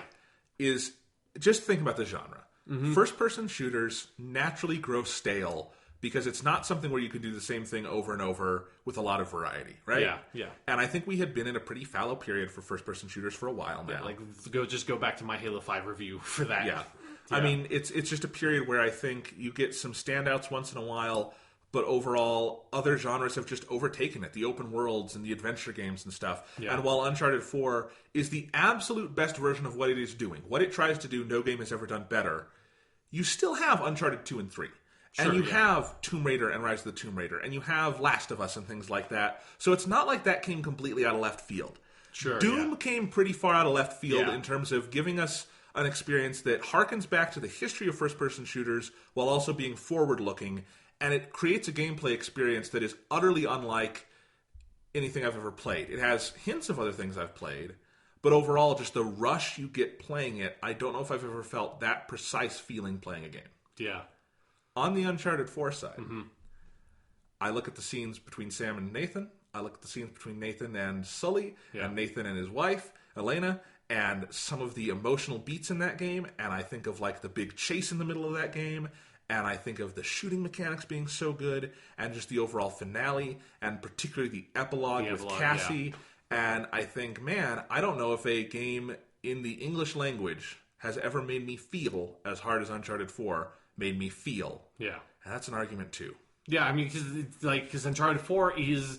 Like I said this in my review, I said this when we talked about it on the podcast, and I was fucking stand by this. It's still, like, even ignoring how well it handles the characters, just in terms of, like, a sheer plot level, like, it is the best plot in that entire, like, storytelling genre I have ever seen. Like, that, the whole mystery of Libertalia and everything with that. Like, I have never been more captivated by this kind of, like, treasure hunting, lost world storytelling story type thing that, like, Indiana Jones has, like, the National Treasure movies, like, all that sort of, like, style of fiction. I've never been so captivated as when they walk in on the room where all the pirate skeletons of, like, all the captains of these different pirate ships and everything, and them all together dead, having been poisoned. Like, that scene just...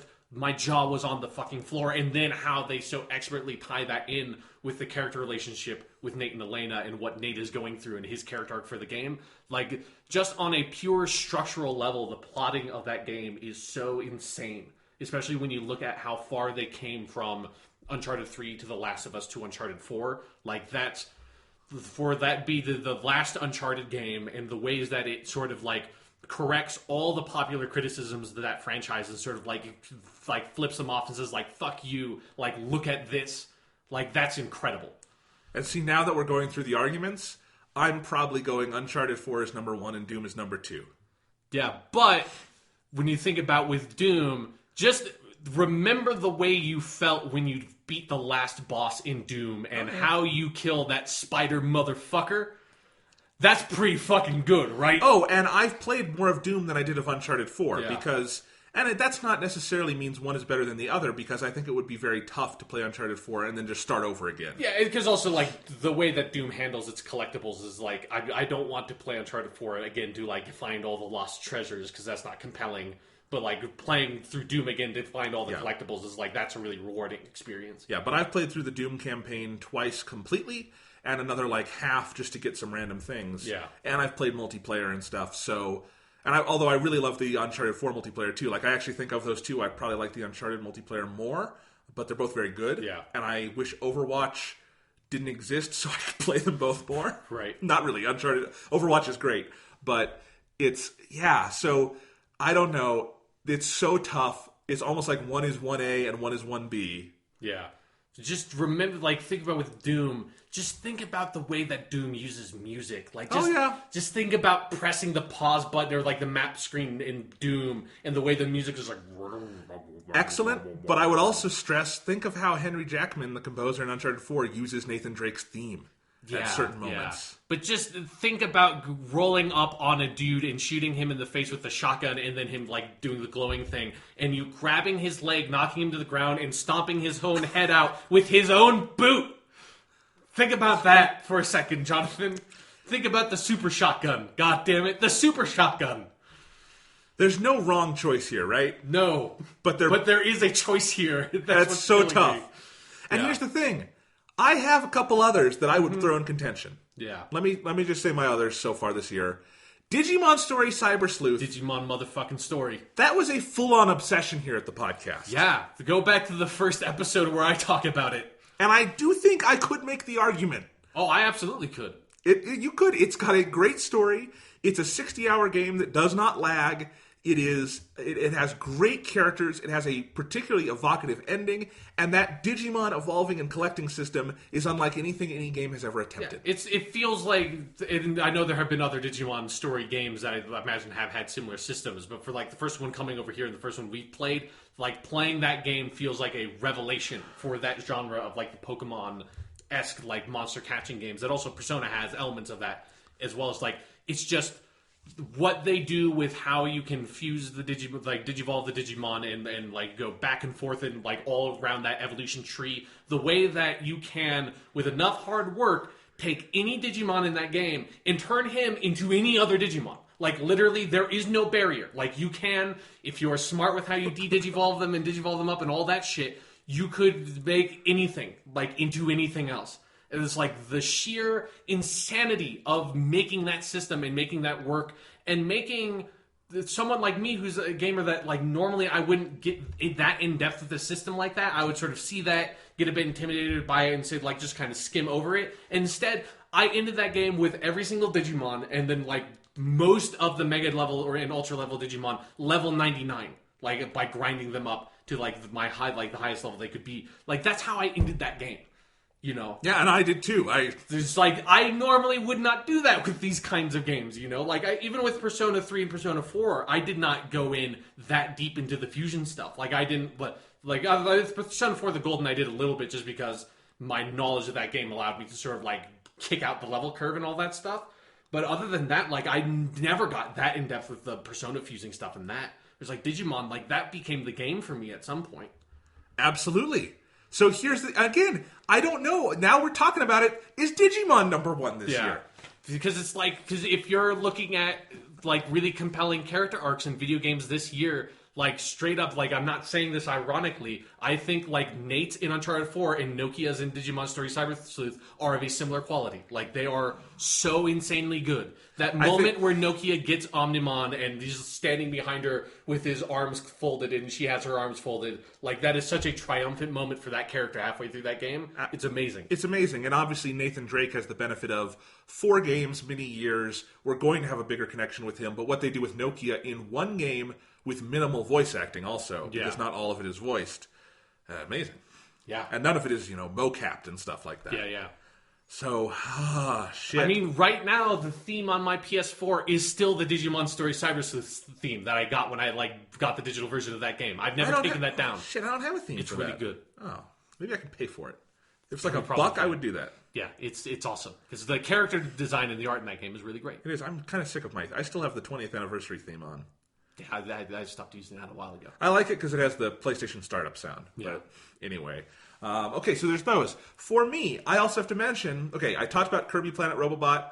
Probably not actually better than any of those, but for the genre it is in, it is such an example. It is such an exemplar of what that kind of genre should be, the kind of thrills and fun it should be. And it is the absolute height of Nintendo just...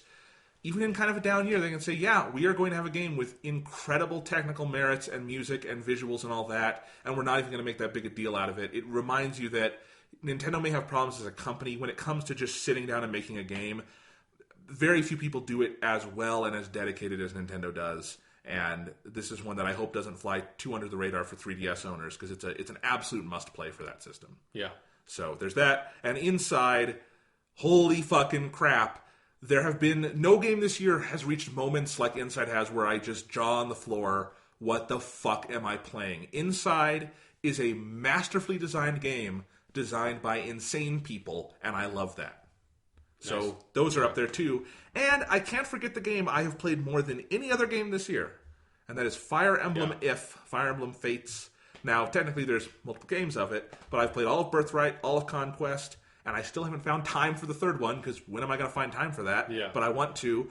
And it's tough because I think Birthright is a slightly subpar Fire Emblem game, and I think Conquest is a really great Fire Emblem game. And do I even those out, or do I just take Conquest and put that on its own? I could. I think it's lower than several of these games. It's definitely not to the level of Digimon or Doom or Uncharted for me. But it's a really great game, and the amount of work they put into that, and I have that fucking 8-disc soundtrack that I listen to, and I love it. And so it's got those technical merits, and it's got a really good story on the Conquest side, and it's got some phenomenal encounters, and just the feeling of, at the end of Conquest, I beat that game with 3 units left alive. And that is pretty thrilling, and no other game can really let you do that. Yeah. And I love that about Fire Emblem. So just wait until you play XCOM 2. No, very true. I hadn't thought of that. And, I know it doesn't really count because it's a remaster, but Gravity Rush Remastered, it was new to me. Yeah. One of the best things. Gravity Rush is definitely getting a special Game of the Year commendation or something at the end of the end of the year podcast this year. Yes. So I've got, if we're just talking new games, 1, 2, 3, 4, 5, 6, 7. I didn't mention Overwatch. I love Overwatch. It's lower than the other ones for me, but it's good. That's 7 already that I could put on a top 10. None of those are games I want to cut. Yeah. Assuming more than 3 games are good between now and the end of the year, some of those are going to have to get cut. Mm-hmm. That's fucking tough. Yeah. And I'm kind of used to this with movies, but movies are a different thing because when you... because you can just watch so many more movies than you can play video games. And you don't invest in a movie the way you invest in Digimon, Yeah, exactly. Yeah. I'm glad you just said that. You just ruined your political career now. Everyone knows you're a Digimon guy. Yeah, but you know what I'm saying? It's just crazy. Yeah, no. And then for me, I have some on there that I played that you didn't. Like Dark Souls 3 for me is probably kind of in the same place that Fire Emblem is for you, in that it's really, really good, but it's also too much of a known quantity, and some things in Dark Souls 3 are better than they were in the earlier games, but some things are not quite as good as they were in the earlier games. So it's Dark Souls 3 is still an amazing game, but it's when you put it next to Uncharted 4 and Doom in particular, it doesn't really stand up. But I was thinking about this the other day because I was listening to a podcast that was discussing some of this stuff. One of the boss fights in Dark Souls 3, I've forgotten the name, but it's the guys who are basically the followers of Arturius, who was a character in Dark Souls 1, that boss fight where they're all fighting each other, that is still maybe one of the best boss fights I've played in any game ever. Just everything about the way that boss fight is designed, in the way, the music, the art design of it, of the level and the cutscene that plays when you come into it, and the way that it just conveys so much about the narrative of what's going on in that game with saying so little. And the fact that, like, and there are a bunch of moments like that in Dark Souls 3 where, like, when you access the tower that's next to the Firelink Shrine that is, you have to buy a key to get into, and when you see what is at the bottom of that tower, that's like, if people have not played the game yet, I don't want to spoil what's there, but pay attention, because the environmental storytelling in Dark Souls 3 is so on point, and, like, the revelations about what has been going on in that world and the way it connects to Dark Souls 1, Dark Souls 2, and the way that it also connects to Bloodborne and, like, pulls that stuff in without, like, ever saying anything about it. Like, there is dialogue in the game, but it's, like, very short, brief snippets that the characters talk about, and it's, like, very rarely do they ever, like, address anything specific about the world through dialogue. It's all through you having to interpret visually what has been going on in this world. So Dark Souls 3 is stupendous.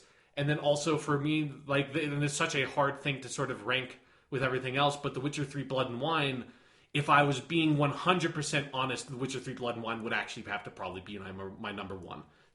Which is, again, kind of bullshit, because, like, so much of what makes it great is coming off of the base game of The Witcher 3 and my connection with that, and my, you know, like, The Witcher 3 was a game that was so good that I've read every single one of those books that have been translated into English so far, you know? Like, it's a game that encouraged me to do that.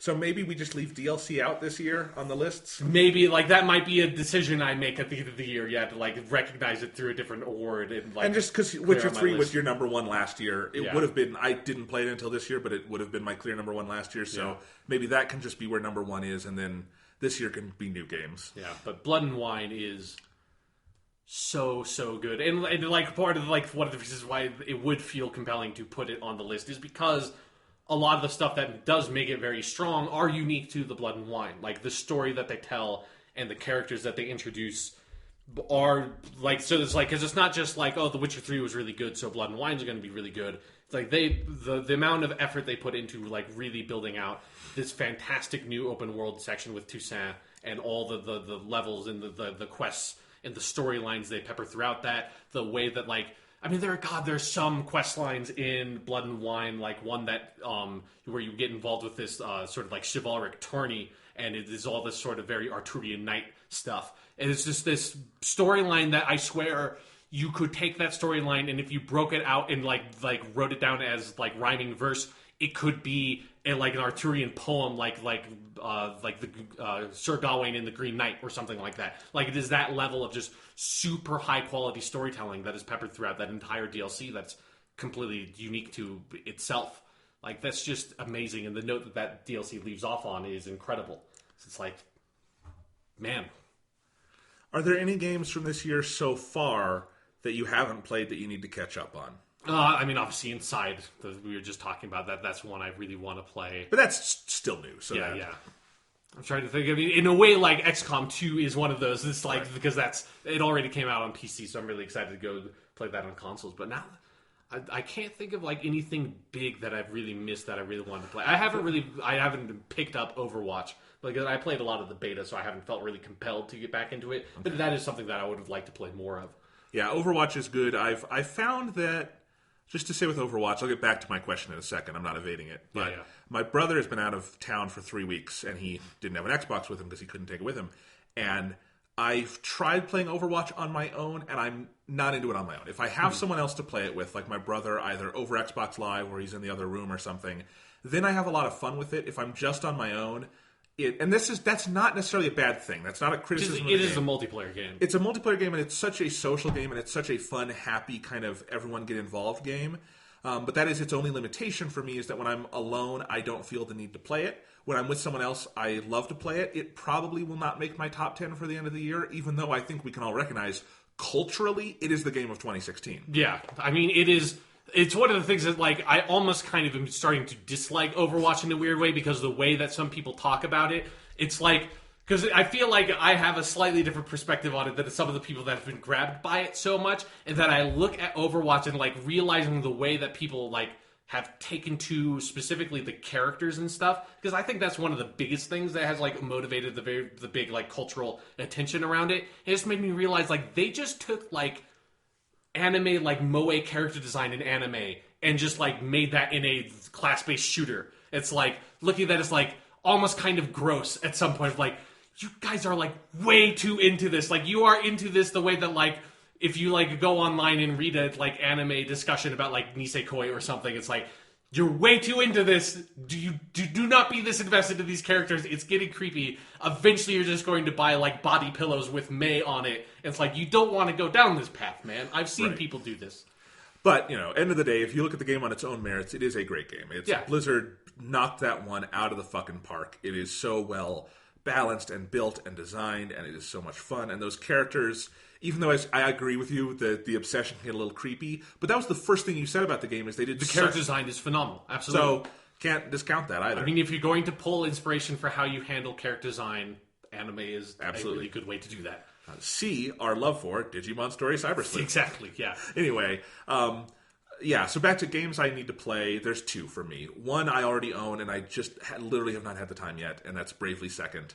Right, End Layer, which I bought it right when it came out because I wanted that big collector's edition. Very glad I got it. As you saw, it's like bigger than my fucking computer, and it's got that great art book and stuff, so I can't wait to dive into that game. That will probably be the next game I play, because we don't have another one coming out till No Man's Sky.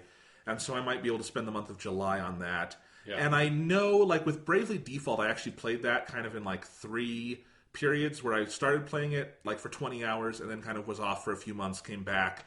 If it's anything like Bravely Default, I would be able to kind of pick it up and put it down, which is good. It's not the kind of story that is so propulsive you have to be just playing the whole thing. So, but I have to make sure I'm done with that before Final Fantasy 15. Mm-hmm. Yeah, you cannot play 2 JRPGs at the same time. It's just not physically possible. No. Even if one's on handheld, it just can't be done. Yeah. I could if Final Fantasy 15 were anything like 13, I could play Bravely Second during the cutscenes, and that would actually work just fine. Just kidding.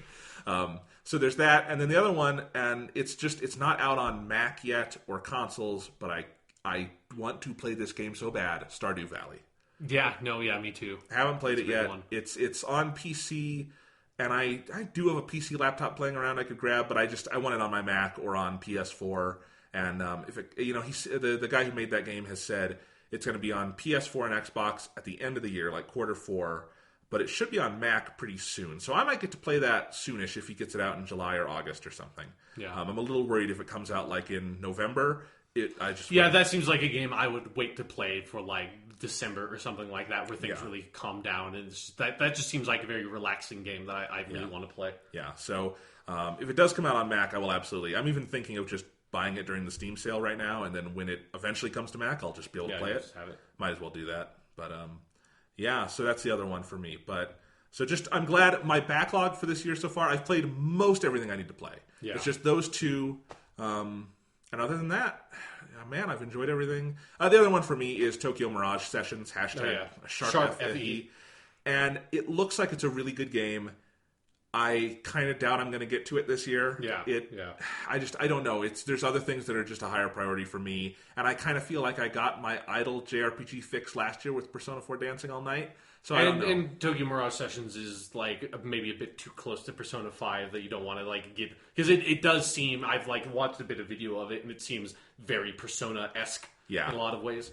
So I might play it eventually. It's one of those things I'm glad I have a Wii U for, but I don't know at the moment, especially because right now I'm on my Dragon Ball kick and stuff. I've also because there aren't as many games, I've had time to read books, and that's nice. Yeah, that's really good. Nice. That was one of my favorite things. It's one of my favorite things that The Witcher gave to me. Is in like my post college life. It was what allowed me to read books again. Where it's like, because I imagine you had this with like film, having to watch so many movies for school, or for me having to read so many books that just became like I couldn't read books unless it was for something super specific that people were telling me to do. And so then when like I was like, oh wait, I'll just read these Witcher books on this New York trip. It's like, oh, I can read books and just enjoy it. It was a magical feeling. I've been reading my Patrick O'Brien, Captain Jack Aubrey books. Okay. If you ever seen the movie Master and Commander, The Far Side of the World with Russell Crowe? One of my favorite movies that's based on a series of books that were published between 1969 and 2000. There's 20 of them, and I'm so glad. I'm on book 3. Oh my God, these books are my porn. Just they're great. Okay, you not, didn't need to say that. I didn't mean it that way. That means that sounds like. I mean, now I know that I don't want to borrow those books from you because the pages are going to be stuck together. I read it on a Kindle. Okay, well, yeah. I mean, it's going to be shorted out then. Okay, no, I meant it in the way that it's just like I have this intense interest in naval life and like old ships and things like that. So it's got that fetishistic aspect to it, but the books they are phenomenal character studies. They are phenomenally well written. I've had a lot of fun reading them. Sure. I misused a word there. I meant to say something else. And it came out creepy. Yeah, no. This is why I should edit the podcast, but I don't. Yeah, like I'm looking forward to the next time I go over to your house and just see you have this big box full of different Kindle screen protectors. Jonathan, why do you go shut up so fast? You're the one who said it. All right. Speaking of movies, you said, you imagine I had the same problem as you did with books. Yeah. I have. I've seen almost nothing this year.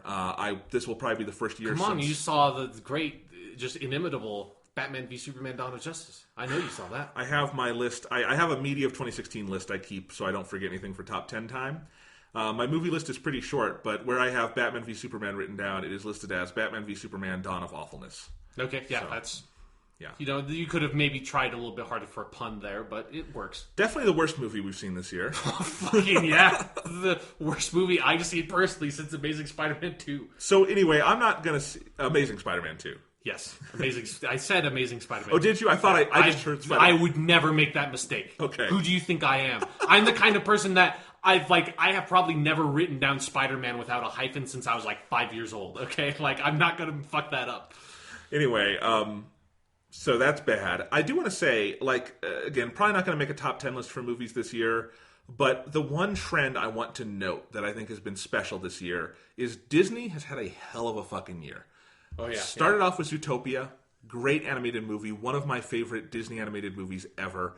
Very funny, very heartfelt, and actually I think very timely in a year where one of our two presidential candidates is a neo-Nazi. It's like openly just straight up racist. Yes. Like not even trying to find excuses for it. Yeah, and it's a movie about xenophobia, and it's about these things, and I think it handles it in its allegorical way very well.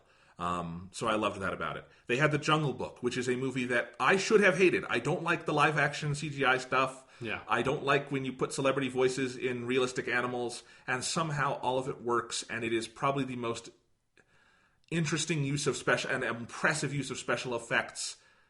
I was going to say since I don't even know. I don't know what the last one would be that hit me that hard on the CGI level. There's things with practical effects that are fantastic, but the Jungle Book is pretty much animated except for the kid, and a lot of it you would not know. You would look at the bear and be like, did they just put honey in a bear's mouth and make it talk? And then I think this maybe is like child endangerment. I don't think you're allowed to do this legally. No, but and that's one of the great things is that now we know you can make a movie about animals and you don't have to abuse animals anymore. Oh, fucking great. You do not. That movie is proof. You do not have to abuse animals anymore for your movies. Not that you ever really had to, but you kind of had to, Air Bud.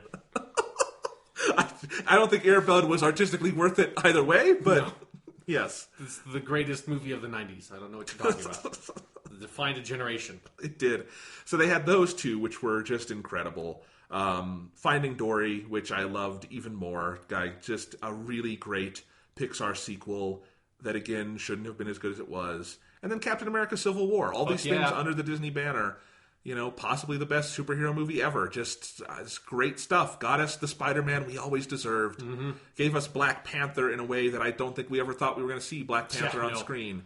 And so just those four Disney movies, and they've had some flops. They had Alice in Wonderland 2. No one gave a shit. Oh, right, yeah. This weekend they had the Steven Spielberg movie, The BFG, which I actually do want to see because I like Spielberg and I think it looks cool. That's probably my favorite Roald Dahl book as well. Yeah. BFG's really good. I've never read. That's one of the ones I haven't read for some reason. Good. Okay. Yeah. But I would like to go see that. I just haven't. I know it kind of bombed, and luckily Disney is in a position where they can afford a couple bombs because those four movies I just mentioned are basically all billion-dollar grossers. Yeah. So it's insane. Finding Dory is gonna. No movie has overtaken Shrek 2 at the domestic box office for an animated film, and that movie was 2004. Jeez, so and it's gonna overtake it basically next week. So that's insane, and deserve it. It's a really good movie. So Finding Dory, not Shrek 2 is fine, but Finding Dory is better as animated sequels go. Sure, yeah. Although I'm not a huge Shrek fan to begin with, so there you go. Anyway, so just Disney, that would be the story of movies for me this year, honestly, is that in terms of blockbusters, Disney owns everything under the sun, but right now it doesn't feel gross because they're actually doing well by it. Like, and you got the new Star Wars coming out this year, which looks really good. Mm-hmm. I'm really excited for that one. Yeah, so plenty of good stuff, and that's fun. So that's movies. I mean, you haven't seen that much this year, right? No. The one, looking forward, another one of the things that has motivated me watching all these old Godzilla movies is also that the Shin Gojira is coming out in Japan near the end of July. Yeah. So that's on the horizon. I don't know when it's going to be available for us over here, but a company does have it, and they are going. I think there will be screenings, probably where it'll be here in Denver. If it comes to Denver, I'm guessing the Sea Film Center will have it at some point. So I would be on the lookout for that. Yeah. And I'll let you know if I see it because I get their newsletter and stuff. But yeah, that's exciting. Yes, yeah, and a new proper Godzilla movie. Can we make the promise? If that comes to Denver, we will see it and talk about it on the podcast. I mean, yes, I'm going to see it as soon as possible. I've seen literally every single Godzilla movie, so I'm not going to. I'm not sitting on my laurels here. No, I know. I really want to see that. Now, talking about TV is interesting because TV's been better than movies for years. And I think that's just a fact, honestly. Yeah. I don't know how you can even debate that. But it's an interesting year because pretty much my entire top 10 list last year for TV, those shows are not on the air this year. Either because they're taking a year off, like Doctor Who. It looks like The Leftovers will be taking a year off before its final season, which airs probably won't be out until 2017. So there's things like that. Yeah. Or shows ended like Mad Men and Parks and Rec. So pretty much everything on my list is new stuff. And that's pretty incredible. Now, my number one show of the year so far is probably Better Call Saul, which it's in its second season, so it's not an old show, but I guess it's part of an overall franchise with Breaking Bad. But, Better Call Saul this year, the story that was told that season, the artistry that went into that season, phenomenal. Just phenomenal season of TV. And even if you were, I don't know, I know you don't like Breaking Bad as much as the world at large, maybe. Sure, but I like it a lot. But you like it a lot. I think you'll be one of the people like me who likes Better Call Saul even more when you wind up seeing this. It's such a good show. Anyway, and my other number one of the year so far would be a new one, though, and that is Full Frontal with Samantha Bee, which is the show. If you don't know, Samantha Bee was the longest-serving correspondent on The Daily Show. Yep. She was always one of my favorites. She had the best correspondent pieces when she would go out in the field. She was so good at that. And finally has her own show, and it is the best of the current. We are in the golden age of late-night stuff. You have so many good shows. There's Full Frontal with Samantha Bee. There's Last Week Tonight with John Oliver. Those are probably the two best right now, but you've also got The Daily Show and The Nightly Show. I know a lot of people are down on those. I think they're still really good, and I think Trevor Noah is doing a better job at The Daily Show than he gets credit for, in part because he has a really good team of correspondents. By the end of Jon Stewart's run, it was pretty anemic. I think he's built it back up, and it's a really good team right now, even though Jessica Williams just left, which is sad. So you have those two. You have Late Night with Seth Meyers, which is not getting enough attention. His political pieces are phenomenal, and I don't know if you ever see those. No, I've never seen that one. I knew Seth Meyers was on SNL, but I never really watched SNL, so he's kind of new to me. But I think he's really good, and he's also a really good interviewer. He's probably the best of the current late night crop. People like Jimmy Fallon are good too, but I think of them as a little different because they're more on the just fun. Let's have it's fun. More entertainment side than the political stuff. Yeah, you got James Corden becoming a viral god, and we love James Corden here because he was on Doctor Who. Exactly, it's one of the reasons why I find it actually kind of hard to watch his stuff. because I can't not think about Matt Smith while I'm watching. Right.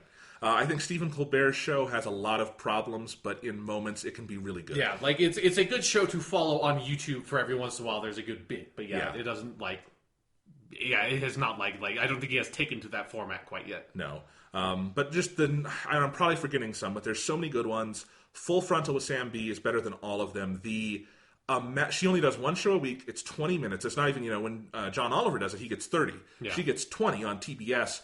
And the amount she packs into those 20 minutes, it's amazing. It is just her personality unleashed. It is this kind of righteous fury mixed with intense intelligence and research, but also this wit where just every line, every punch lands so hard. And it's very funny, but it's also even more so than vintage Daily Show or John Oliver's show. It's sobering and it makes you angry because she talks about things that some are, we know about how awful Ted Cruz is and things like that when she talks about that. But then she'll get into, she did this whole piece earlier this year on diapers for families and how that's something that we don't think about it. Why are diapers taxed and things like that? Right. And why do we not provide assistance for poor families who have babies? They should probably not have to pay for something as simple as diapers, because if you don't have those, it's pretty tough to raise a child. Yeah. So like just pieces like that she gets into that no one else is doing, frankly, because no one else is a woman in late night. And she's the only one.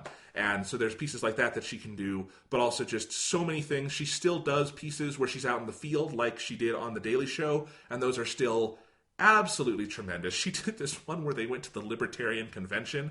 Okay. And oh my God. I mean, and we all heard the stories that the Libertarian Convention was crazy, but she has this way of interviewing people where I don't know why people trust Sam B and say horrible things to her, but they do. And she just gets it's like crazy people talking, and she gets it there. She's done some fantastic NRA pieces. That is another one that I will have to decide at the end of the year whether that or maybe Better Call Saul or another show later on this list are number one, because it is an incredible example of the format it's working in. And a lot of people are sad she did not get The Daily Show, and I think she would have been a great fit. I honestly think it's even better that she gets to do her own thing and make a name outside of that brand that really, I think the truth is they should have just retired when Jon Stewart was done, because the biggest thing working against Trevor Noah is it says The Daily Show, and people just associate that with Jon Stewart, and he is not Jon Stewart, and I don't think that's a bad thing. Yeah. Obviously, because there are no such things as clones in this world. Or are there? So anyway, there's that.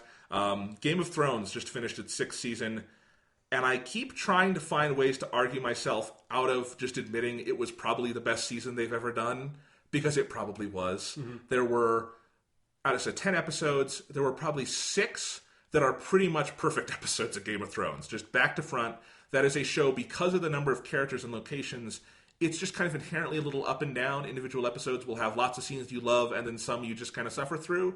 And kind of like, I don't know, an episode of Dragon Ball Z with filler. Sure, know? Yeah. But Game of Thrones this year had an awful lot of episodes where I just loved every single scene.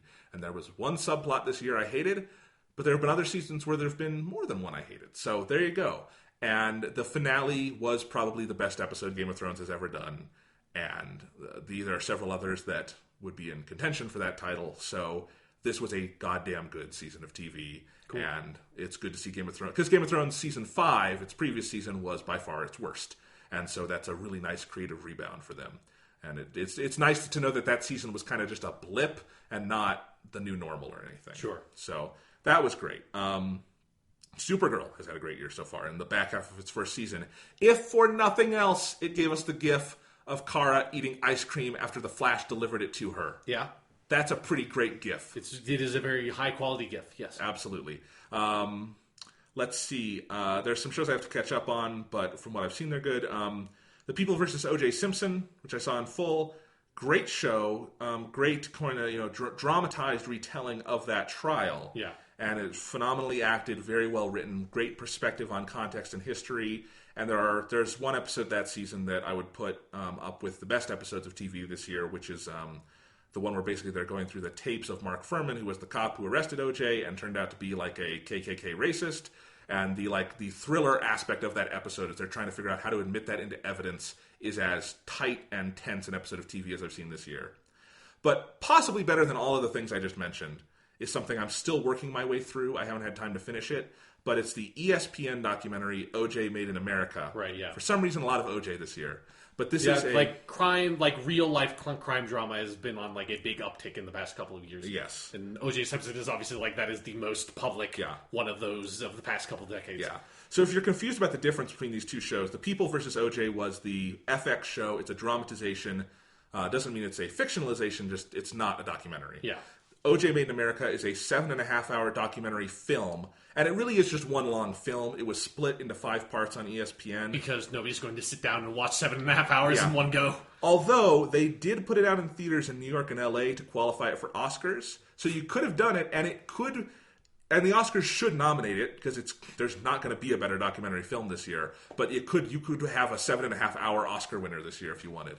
It's like, did they not even have the common courtesy of throwing a couple of intermissions into that motherfucker? I'm sure there is, but because there has to be that. That feels like that would be illegal at some point. Though. It's just straight up against the law. Like people die watching this movie because they can't go to the bathroom. But anyway, it aired in 5 90-minute chunks on ESPN. I've watched the first one, and I need to get back and finish it. But from what I saw, I mean that's like the best 90 minutes of TV I've seen this year. It is a phenomenal documentary. And whereas the FX show is really just the trial, and it's not really about OJ, it's about the lawyers and stuff. This show, it's really about America, and it's about the American the cultural moment we had. Yes, but viewed through the prism of OJ, and it's about race, it's about class, it's about the myth of upward mobility in this country. It's kind of about two myths. It's about the myth of upward mobility, and it's about the myth of a post-racial America. Right. And that OJ is this fascinating figure who really did live the American dream. He came from nothing and became the most celebrated person in our country at that moment. Yeah.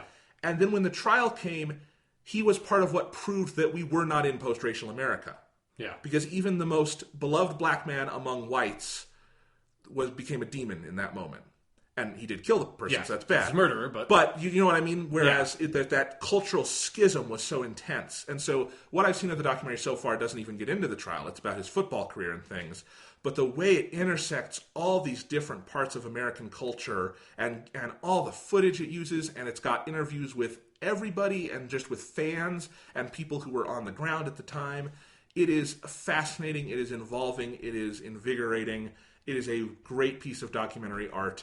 And once I'm finished with it, that will be up there, and I'm excited to see that. So if you haven't seen that yet, it was on ESPN. Now you can get it on iTunes and stuff. And that has been on my list of things that I do want to watch. Is I don't have, for whatever reason, I'm not particularly interested in the dramatized version, but the documentary I'm very curious about. Yeah, and it does show me some of the things that the documentary did very well and some things it did poorly, because one of the few missteps of the FX show is their casting of O.J. Simpson. They had Cuba Gooding Jr., and he gives a good performance, but he unfortunately looks nothing like O.J. Simpson. Right. He's 2 feet shorter. Yeah, he does not have the build. O.J. was this big guy who was very kind of soft and eloquently spoken, and that's a big part of the documentary. And Cuba doesn't really play him that way, and it's a problem if you know anything about the real O.J., which I really didn't when I watched the FX show. And part of what I love about this is it's fun to see the documentary. Maybe fun's the wrong word, but I've only known OJ in my life, obviously, as the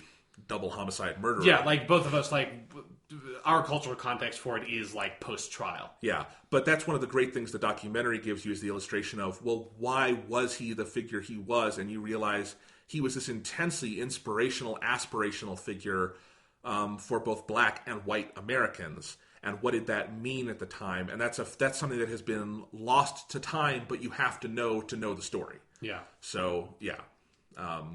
So just lots of great TV shows. There's a couple I have to catch up on. Wait, but if that's... So would you put that on your movie list or your TV show list, then, if it's up for the Oscars? It's also going to be up for Emmys. It is a TV production, too. Is that even... You can't do that? No, you can do that. What, are they just going to throw some songs in it so they can fucking win a musical award, too? You can't fucking do that shit. That happens. Grammys and Oscars have shared nominees all the time. There's a movie score category. Well, yeah, okay, but the Emmys and the Oscars... It has happened. It's rare, but that can happen because... And in cases like this where ESPN or PBS or someone, if they air a documentary... If it's also a film and gets theatrical release, you can do both. But no, this is a good question. I think I'll just keep it on the TV list because that is its primary, and that's what I'm watching is the 5-part version. Sure. But it's a good, maybe that will just be my movie top 10 also, is I'll just say, put it on both lists the way it's going to get an Oscar and an Emmy. Yeah, it's my number one for both, and we can just say that. Because it might be at the end. I mean, it is better than any movie I've seen this year, too. And again, I'm not finished with it. Are you sure you want to commit to that? I mean, Batman v Superman Dawn of Justice had its extended cut just come out. Okay, can we talk about that for a second? Second look, Jonathan. While we're on tangents. Sure. I want to stop saying it makes the movie better. I don't care. And, it has to, because it can't fucking make it worse. That's my point. Is that yes, okay, they explain the plot holes and stuff. That's great. It's a 3-hour movie. Yeah. To explain, I read through all the changes, and to me it sounds like it would be even worse because some of it's now I understand the whole Africa thing. Why was the Africa thing necessary to make Batman fight Superman? Yeah. Tell me that. No, you can't, because that's not part of the extended cut, because it's just bad storytelling. Yeah, no, it's... yeah, it's like, it is just like, the way that people are so desperate to like have this movie be... And I get it at some point, because I'm a big fan of Batman, and I'm a big fan of Superman, and I feel like you have to be at a certain point in your fandom to be the kind of person that, like, this movie insults your fandom, or for it to, like, be like, I need to salvage this movie for me as a person. And so it's like, I understand some of that impulse, but it's like, dude, like, even if it does make the movie a little bit better, like, I don't fucking care. Because I'm never going to watch it again. The plot wasn't bad because of those holes. It was just a bad plot. Yeah, it was worse because of the holes. Yes. But yeah, like, it's like, that movie has fundamental issues that adding a little bit of extra footage is not going to fix it. No, you're clarifying something shitty. It's like if you had a really shitty restaurant and you got a really shitty meal and they put some basil on the side as garnish, that doesn't make the food better. Yeah, or it's like if you take a picture of a pile of dog shit and it's a little bit out of focus, but then like you clean it up in After Effects and like you bring it into focus and it's nice, clear, high definition, like 5 megapixel image of a pile of dog shit. I'm still looking at a pile of motherfucking dog shit. I don't want to do that with my day. Exactly. Well, besides Batman v Superman, I've enjoyed a lot of art this year. Yeah. Yeah. Definitely. Yeah, it's been particularly good year for games. I mean, I've said this before. I think the last time a year in games had this many kind of landmark moments was 2007. Yeah. And I think the previous one that was still really great for me was 2013, because that's where we had like BioShock Infinite and Last of Us and Gone Home and some other indie games and stuff. But just when you think of like the sheer depth and breadth of the year, I think you have to go back to 2007 to have something as quite as big as 2016 is. Yeah, and then especially like looking forwards, as we did earlier in the podcast, to what is coming out ahead. Like there are several of those games like Final Fantasy 15, No Man's Sky, The Last Guardian, that if like they live up to their potential, will be competitive at the top of the Game of the Year list. You know? Yes. So yeah, it's been an interesting year. Yeah. You know, in a lot of different ways. In a lot of different ways. A lot of different ways. But hey, you know what? We can always go back and we can play some Doom. Some fucking Doom.